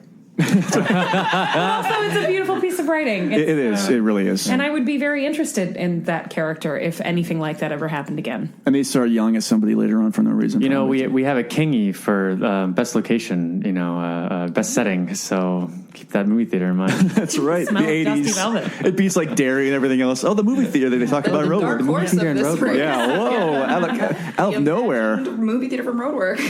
Oh, Castle Rock and Derry offset each other in the theater one. I did like this line where he just talks about children. He says, "Children turn their backs so easily to the game, the puzzle, and then death." And he definitely had death on the mind. About Charlie, but Yeah, again, there's little things here and there that'll drop in there, and where we see the future king. We wouldn't have a podcast about the guy if he didn't have exactly. if he wasn't able to write some great books and have some great prose. Mel? Yeah, I have one during that argument where Mary shouts, "He was your son," at him. He goes, "They looked at each other, stunned, as if they had discovered for the first time that there was more to them than they had ever dreamed of. Vast white spaces on some interior map." Which is kind of like a nod to like, maybe you should build out these characters more, Stephen. But there's a lot of, we'll talk about it later. And then on page 159 of my pocket books, just a little bit of self-reflection with Barton. But at night, when with the temperatures down in the 20s, with sunset a bitter orange line in the west and thousands of stars already prickling coldly through the firmament overhead, he could measure the road's progress alone and undisturbed. The moments he spent there were becoming very important to him. He suspected that in an obscure way, the moments spent on the observation platform were recharging him, keeping him tied to a world of at least half sanity. In those moments before the evening's long plunge into drunkenness had begun, before the inevitable urge to call Mary struck, before he began the evening's activities in self-pity land, he was totally himself, coldly and blinkingly sober. He would curl his hands over the iron pipe and stare down at the construction until his fingers became as unfeeling as the iron itself, and it became impossible to tell where the world of himself, the world of human things, ended and the outside world of tractors and cranes and observation platforms began. In those moments, there was no need to blubber or pick over the rickrack of the past that jumbled his memory. In those moments, he felt his self pulsing warmly in the cold indifference of the early winter evening, a real person, perhaps still whole. If we could have just felt more of these contemplations. I like how you shrugged at the end of that. Like I guess that counts. I guess that counts. If only we could have felt this character a little more, like you said, Allison. Like, where is this character throughout the book? But he's crazy, if you didn't understand that. Wouldn't it be great if we were just like, oh, we don't have this many of these and that many of these, and then we spent the next 4 hours just reading chunks of the book that we liked, only to discover we actually secretly loved this book. We've actually got like a big Stephen King library of our own here in the studio, and we just start pulling up passages from like Lisi's story. I'm like, well, this is a great thing he wrote 25 years later, and 35 years later. I do have one last thing I do want to read here. This is when he takes a trip to the department store. I think this is just before he gets punched by Vinny. Great scene, as we've all discussed before. He writes, young boys and their fathers were standing by the wooden picket fence that surrounded the display. This is the Santa display. And he felt a warm surge of love for them that was untainted by envy. He felt he could have gone to them, told them of this love for them, his thankfulness for them in the season. He would also have urged them to be careful. I like that passage. It's a nice little passage. It is a nice little passage. Anybody else have anything for the word processor of the god? That deafening silence is obviously Nothing apparent. About the ending of the book, huh? The very end. Nope. Which we didn't really talk about. We can talk if you want. If we actually cut there if you want to. We can cut there right now if you want to talk about the end of the book. Overall thoughts. Do you want to go into is this the epilogue you're talking about, Mel? Or are you talking about just all the bookends? We didn't. Yeah. Really. Well, let's get to the let's see here. We can talk about that right now. Actually, let's go ahead and talk about. We even talk about how Barton uses those explosives and blows up the construction site. But again, no, that is not in word processor of the god. No. Demolition. There it is. Elegant storytelling there. But yeah, we should probably talk about the climax of the book as it is. Control Alt Delete the word processor of the god. That's true. This shit.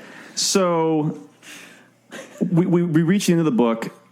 Dawes has all this ammunition. He's rigged his house to explode. He's got explosives set up around the house, and here we go. Mel, you want to start off? No, I just want to know what people thought. Also, couldn't believe his house was actually bugged. What? No, that's the other thing. That was like, just don't bug the guy. Don't try to put off this asshole protagonism thing on that. I didn't. That was goofy to me, I thought. I'm just going to read like the last little bit. Okay, so what's happened is, at this point, the cops all show up, and there's a big standoff there in which I got an incredible line I have to read here too. I did he shoots the gun, that powerful gun, and says at something at one point he says for all he knew the bullet was still going. It was like that powerful. It like popped through everything.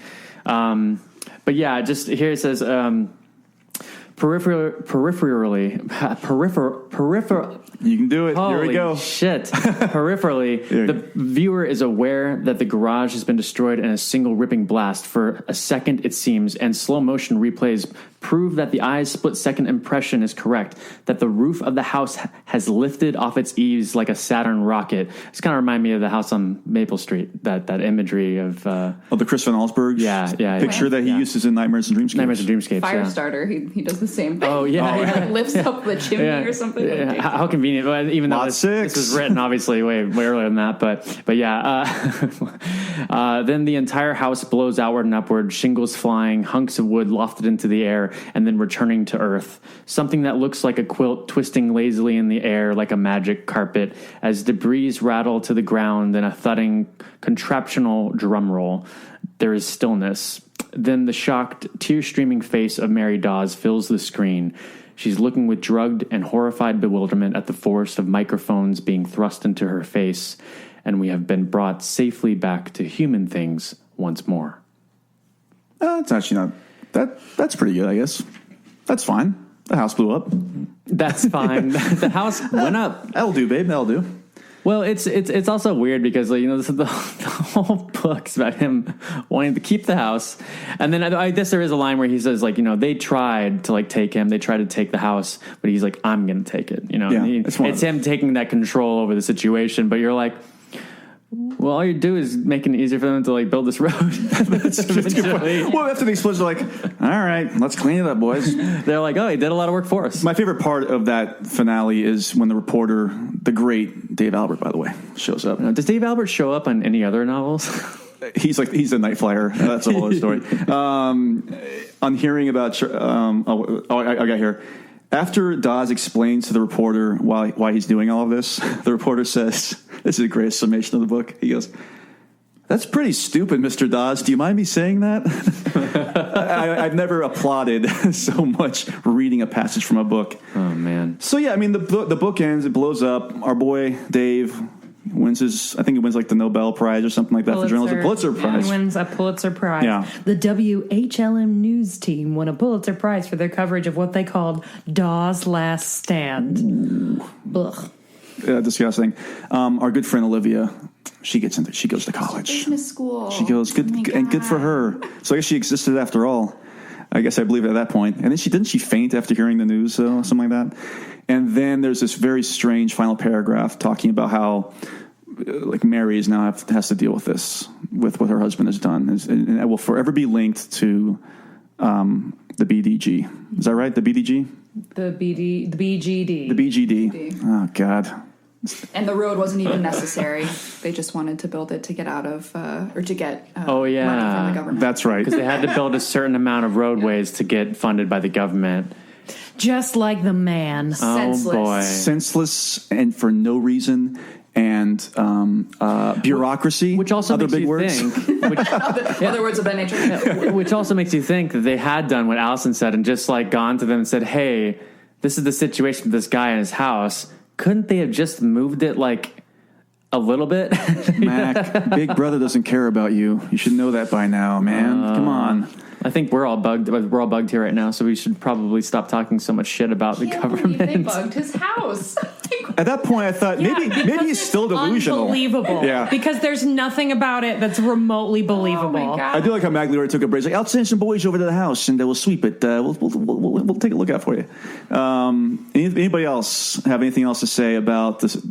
I guess we really covered a lot of this by now. And oh wait, what's that? Oh, hold on a second. Somebody's at the door. Oh. It's a package. Let me open this up. Food. Did anybody order some pound cake? After all you've been talking, everyone in bed, Mama, everything in the sin. Come to your closet and pray, ask to be forgiven. He's a nice boy, Mom. You like him. You really like him, Mama. I think I have about 5 pages, or four pages of notes, single-spaced. And a quarter of it is pound cake. So we've got a lot to dive into here. I hope you're still hungry, because let's get to work. We're just going to have to go in a circle here. I'm just going to tick off whatever gets mentioned here, because we've got a lot to go over. So who wants to start? and then we'll go in a circle from right. We'll just go like right and all the way around. So who wants to start this off? Oh, I can start. Allison. That way you can go last, and you'll That's know. All right. Fine. So this is just a triumph of creative writing. It made me question everything I knew about the world or thought I knew. I imagine it will haunt me until my last days. Like the WHLM news team, it should have won a Pulitzer. But it wouldn't come, not the way he wanted it. He couldn't remember the precise, tight feel of her breasts or the secret taste of her nipples, which I'm guessing is secret in the way that Southern Comfort and 7-Up is secret. He knew that the actual friction of intercourse had been more pleasurable with her than with Mary. Poor fucking Mary. Olivia had been a just can't even say it with a straight face. Oh, God. We do it in harmony. Olivia had been a snugger fit, and once his penis had popped out of her vagina with an audible sound like the pop of a champagne cork. I just... All you think of is the song Lollipop. Should all quit you. That's better. Oh, God, now I'm never going to listen to that again. If Dan's listening, you better have Lollipop at the very end of this episode playing. That's fantastic, Allison. That was absolutely one of my just one more time. Just one more time. I was just getting nostalgic reading this book. Mac, you go ahead. So, again, taking notes on Audible is hard because I didn't have the actual passages. But if someone else has this, but the lifeguard penis thing, do you have that? Yeah, I got it. Can someone read that, please? Yeah, it's a really good build. Here we go. This is during his dream. It's on page 52 of my book. The dream about the sun dying. Yeah, I just want to make that end up with a drowned kid at the end of Poignant this. dream. A lifeguard on his whitewashed tower, his skin as brown as a boot, the crotch of his white latex swim trunks bulging, as if penis and testicle size were somehow a job prerequisite, and he wanted everyone in the area to know they were not being let down. A little bit later, 2 girls walked by in bikinis, safe and sane inside beautiful, screwable bodies, never for you, but for boyfriends nobody ever saw. A little bit later, when the tide brought the water up to the first wall, he dug a moat with his fingers, spreading the wet sand like a woman's vagina. And that's the child doing the digging, by the way. That is the child digging in the sand like a woman's vagina. Spreading the wet sand like a woman's vagina. Yeah, I remember it was like Beach Dream with Charlie Sandcastle, and then it's like, ugh. Like Sandcastle / spreading a woman's vagina. Okay, let's... As we all know, Pound Cake also talks about just gross bodily functions gone wrong via Stephen King's writing. Oh, yeah. I'll just kick off with a little brief one. We don't learn a lot about Dawes truly because he's so unreliable, but we do know that submarine sandwiches give Dawes gas like hell. Allison, you can go next. I just want to pour a little out for the constant references to the snake that turns to stone. That's my next one. Oh my God. You know what? And we'll throw in there the conversation about the cotter pins that look like penises. There's a lot of yeah, but my dick though. It's a lot Roadwork or yeah, but my dick though. It's just I don't have any of the exact lines pulled up, but that's mostly. Do you, Mel? Do you have them? But she also calls it the Rock of Ages. Oh, great! Yeah. So Mary, she has all of these names, and I was just like, what are you doing here? Just her when she's like, put it in me, Bart. Ugh. Or the snake turning into stone. She mentions that a couple of times, and I just thought, who references it as that? And Stephen King. Oh boy! Oh, I got another one here. This is kind of just talks about how Dawes is disgusted by his wife's physical presence. Apparently, her skin was very good, her breasts small, and not apt to sag much. Oh, I guess that's actually talking about Olivia. No, it's Mary. Oh, is it Mary? That's the first description. That's like a backhanded compliment, I guess he's giving too there. So I do that's have a little brief thing on that. I guess I just wrote Tina's breasts. Is that does that ring a bell? I think that was one of the friends maybe of the book in the book. Oh, his old girlfriend. That's Oh yeah. Oh God, anybody else? I don't know. I really want to read the Rock of Ages part. Go ahead. It's just so please. good. You have it. It's got some good similes in it. His penis was still fully erect, uncomfortable. It bulged against the crotch of his pants, what Mary had sometimes called the Rock of Ages, and sometimes the snake that turned to stone in their younger days, when bed was nothing but a playground sport.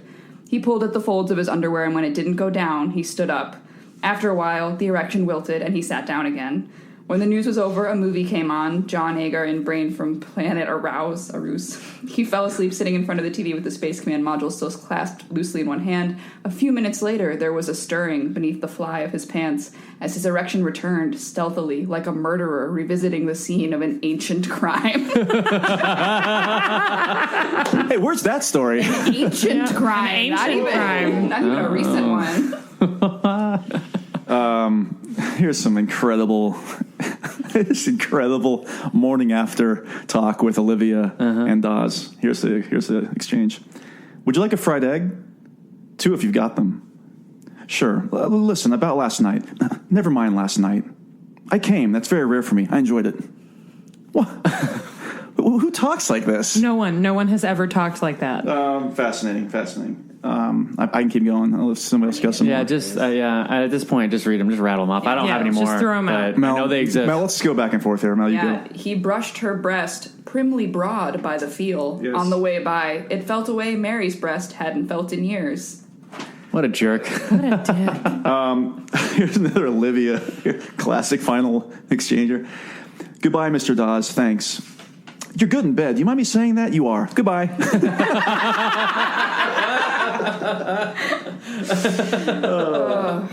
At 10 minutes of 9, they brought a crane up the street, the wrecking ball dangling from the top of the gantry like some disembodied Ethiopian teat. No. Ethiopian? No. Oh, God. Nope. This is... Oh, God. I'm going to save this one for last. This is so disgusting. Here we go. This is near the end of the book. He's doing the target practice. You took all these notes. You have to actively search for them because there's so many. So many. I want to make sure I don't repeat anything. Back here, the snow was as he had pictured it in his mind a little more than a week ago. Untouched, unmarred, totally virgin. No one had foot-fucked his snow. I remember that. Yeah. What? Typing vigorously. He's like, yes, good. What in the... Mel? Every light in the house was blazing. Fuck the energy crisis. Except, of course, in the living room, where rub your pee-pees would be going on during the slow numbers.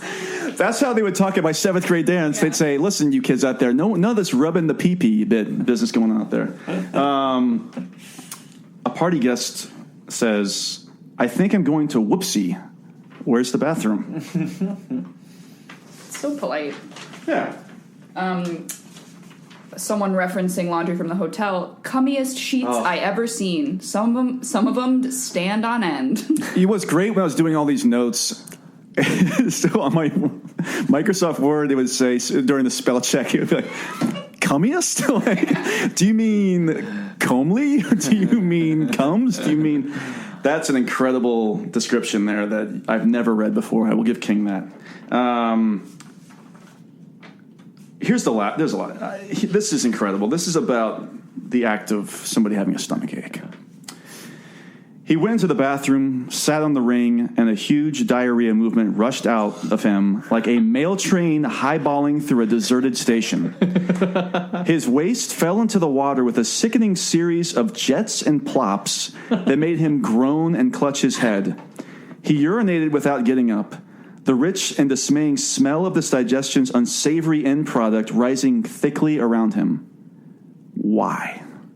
I mean, that's actually a pretty apt description. It is. It's disturbing. That should have been in the cemetery, actually, because that was the most disturbing part of the book for me. I said the pound cake was probably the most disturbing part, yeah. He compares in Firestarter, he says, I had a bit in Word Processor of the God where he compares her power feeling like a highballing subway train, and now that's ruined. That's right. That's going to be like shit flying through.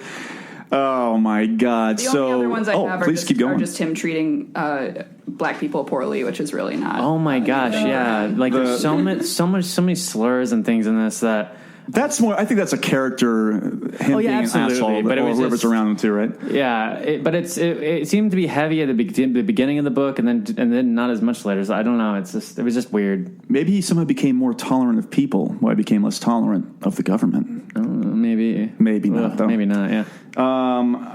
Mel, do you have anything else? I've got a couple little things here, but they're not even worth mentioning. I think it's your show. Why don't you? I think. Have the last slice. I think I'm stuffed. All right. Is everybody else here just totally? Well, stuffed? Considering I also just housed a donut. Yeah. Okay. Oh no. Yep. Too much. My God. So I don't know. I'm thinking about other books. Even It, which is about 3 times this length. There's not this much pound cake in that. This is the per page servings of pound cake, and this is incredible. This is the most we've had in a while. Absolutely. I think actually on the back of the book, there's a New York Times thing that says, "Wow, the sex talk is great. King at his best." I have no transition for this.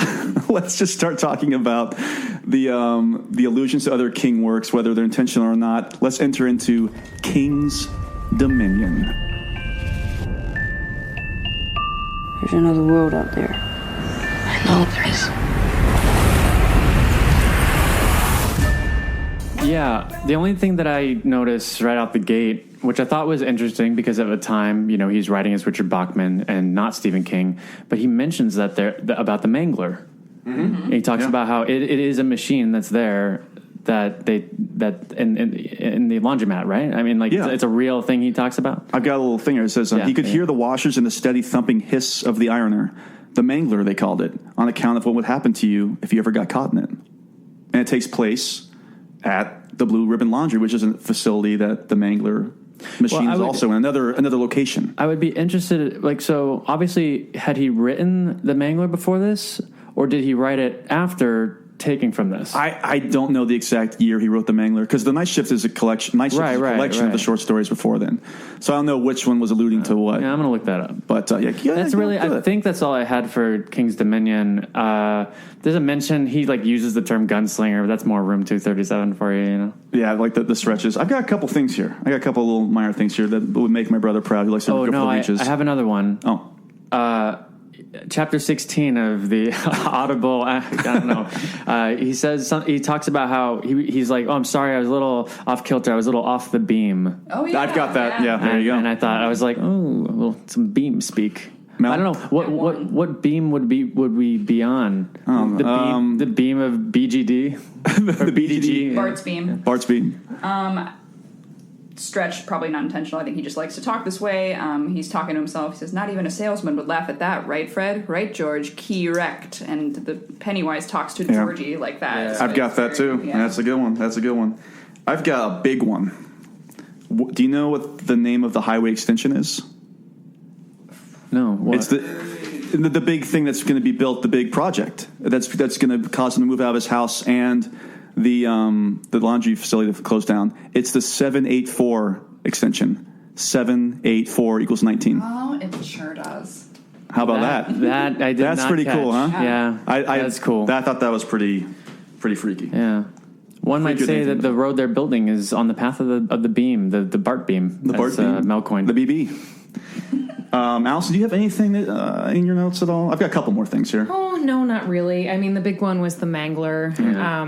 And also, I don't know, the tendency to occasionally write unremarkable male protagonists. Oh, that's absolutely fair, especially in the early 70s. My boy Ben Mears would probably back me up on that. I do have, also Margaret White from Carrie worked at a Blue Ribbon Laundry. Oh. How about a little bit of business? So it's safe to say this is in the same universe as Carrie? Maybe? Without question. It's Carrie and Roadwork and the Mangler. Mel, anything else? No, I cheated and read after this the Blue Jay story is repeated. I read a couple of that. Yeah, I think they talk about that in At Pupil and something else too, right? It's like repeating of the phrase that the beak was opening and closing. Yeah. He has a memory where he kills a blue jay with a BB gun or something, but yeah. So again, this is early King. This was not written after Firestarter. This is written, again, the course of his career would have been so different, I feel like, if he had done this instead of... God, the scariest thing about this entire book is thinking about what if he had published Roadwork second.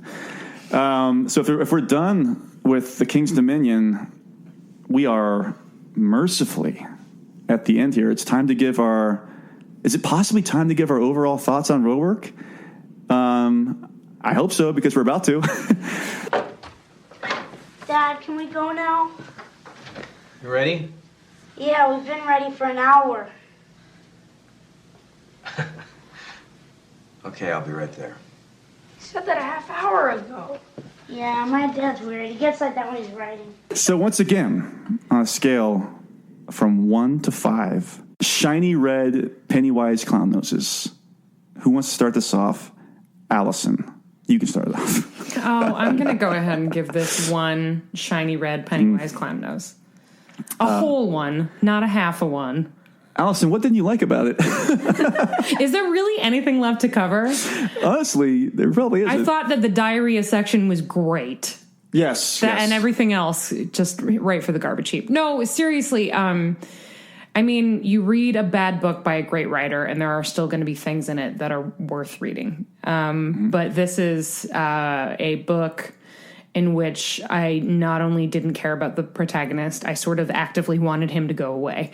I am more interested in every other little sketched out character in the story than the person we're supposed to be following, and they don't have personalities, really. I would rather have hitchhiked with Olivia across the country, and she's a manic pixie dream hitchhiker.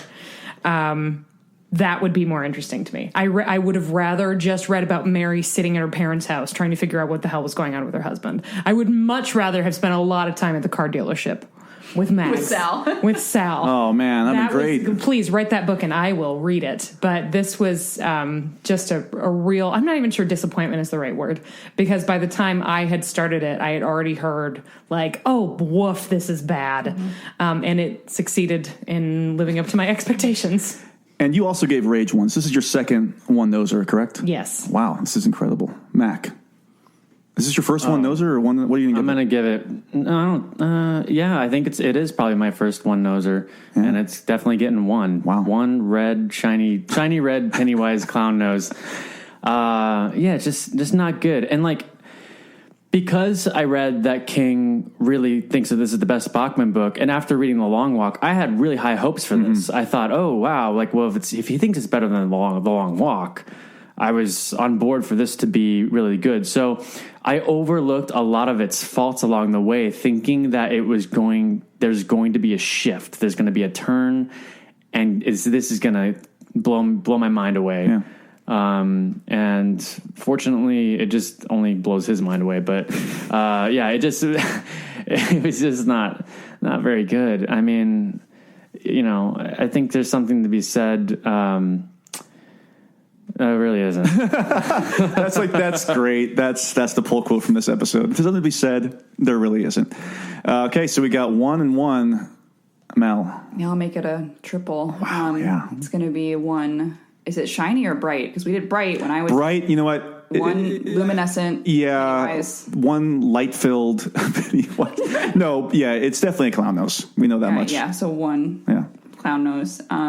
We didn't really get on our feminist soapbox, and maybe we don't really need to. I think it's implied that there is some horrible treatment of women in this book, both in the plot and just in the writing. Yeah.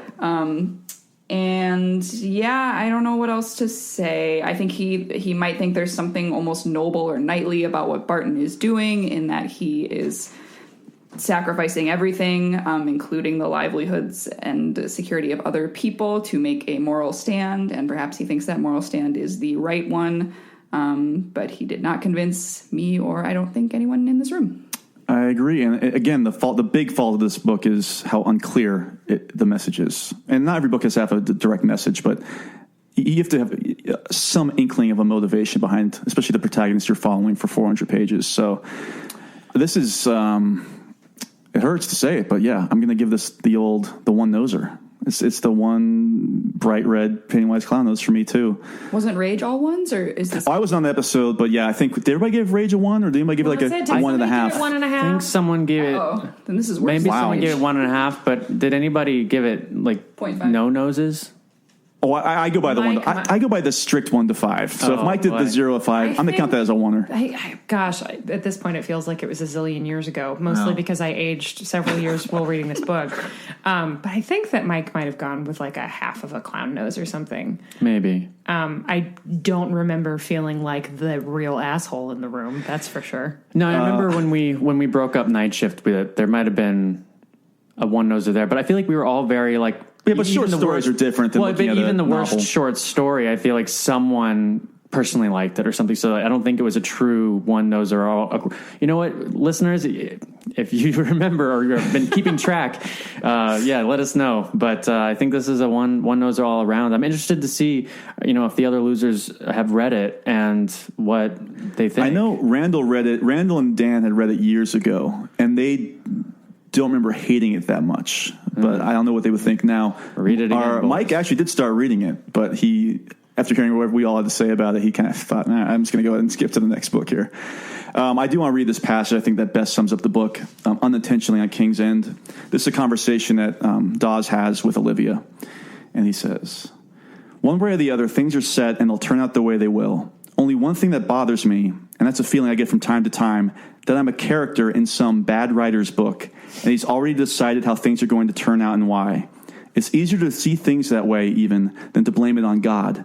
What did he ever do for me one way or the other? No, it's this bad writer. It's his fault. He cut my son down by writing in a brain tumor. That was chapter 1. Suicide or no suicide, that comes just before the epilogue. It's a stupid story." Stephen King, Richard Bachman, couldn't have said it better myself. So sadly, this ends the month-plus stretch of negative King news. But Mac, do you want to say something else? If we were to cast it. Oh. Because there is not an adaptation of this, which is interesting because it's probably really easily done as an adaptation. I guess no one's interested in turning it into a movie or a series. I've got only one. I can't even cast the other people in this. I mean, we I've talked got about Dawes, Danny Aiello and Sal, my lord. We could spend like 5 minutes just talking about different people that could play Sal. I'm going to throw out there Queen Latifah. Oh, there we go. Let's go. Yeah. So then she's got dudes who are her heavies, and she's just sitting there being intimidating, and then Queen Latifah. That's one of my suggestions. If you're listening out there, whoever's going to be adapting Roadwork, finally. Let's go to Queen Latifah. If it was the 70s, I had like Lee Majors as Dawes at this point. Is there anybody out there because who could make Dawes interesting? Like if Tom Hanks starred as Dawes, would it make it interesting? Michael Shannon, something like Michael that. Shannon. The way that Dawes is written, I can see Tom Hanks doing him now. Yeah. Age-wise. Yeah. Or I really thought and maybe it's because of that cover, but I pictured Tom Atkins.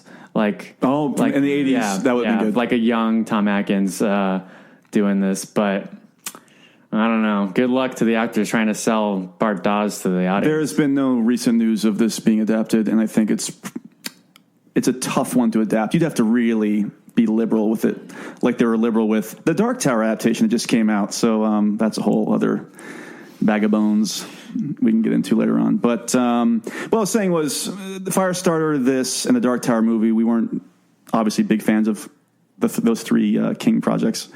But we do have a great stretch coming up. So if you're getting tired of us bashing King for hours at a time, the rest of the 80s is looking pretty good. So the next book we're going to be doing is Danse Macabre, which is I think, Mel, you've read it, right? I actually have not read this either, so this is going to be the second one I've not read. But this is not a fictional book. This is nonfiction. Mel, can you give a brief description of what that is? Sure. As far as I remember, it is King's formal attempt at summarizing why people gravitate towards horror, why he writes horror, why anyone would write horror, and his favorite examples of successful horror pieces, whether they are written or filmed or just his meditations on the whole genre from way back to his present, which I guess would have been in the 80s. So yeah, in the early 80s. So, and we're all fans of the genre, so that should be actually interesting to read into, and also just to get into where he was at the time. I guess when he wrote that, he was probably coked out of his mind too. So this is going to be very fascinating to read. Great. It seems like maybe we, as a podcast,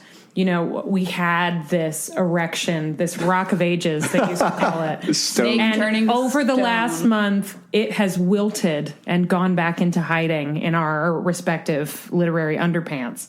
But over the coming weeks, it will rise again. The like snake a murderer. turning to like a murderer with an ancient crime. Yes.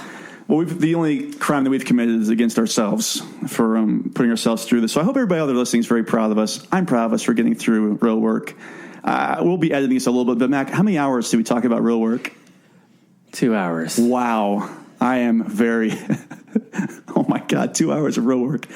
Hey, everybody, good job. A pleasure as always. Mel, I'm happy that you're continuing to do the podcast. We're all very happy that Allison is back in the fold, and we're not sure who's going to be doing Danse Macabre, but somebody will be there to do it. Maybe be one of us. Yeah, so tune in. And until then, everybody, long days and pleasant nights. I got some hot friends.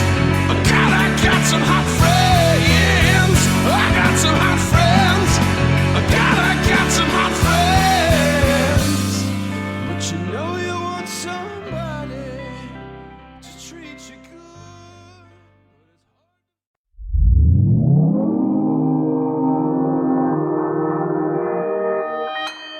Consequence Podcast Network.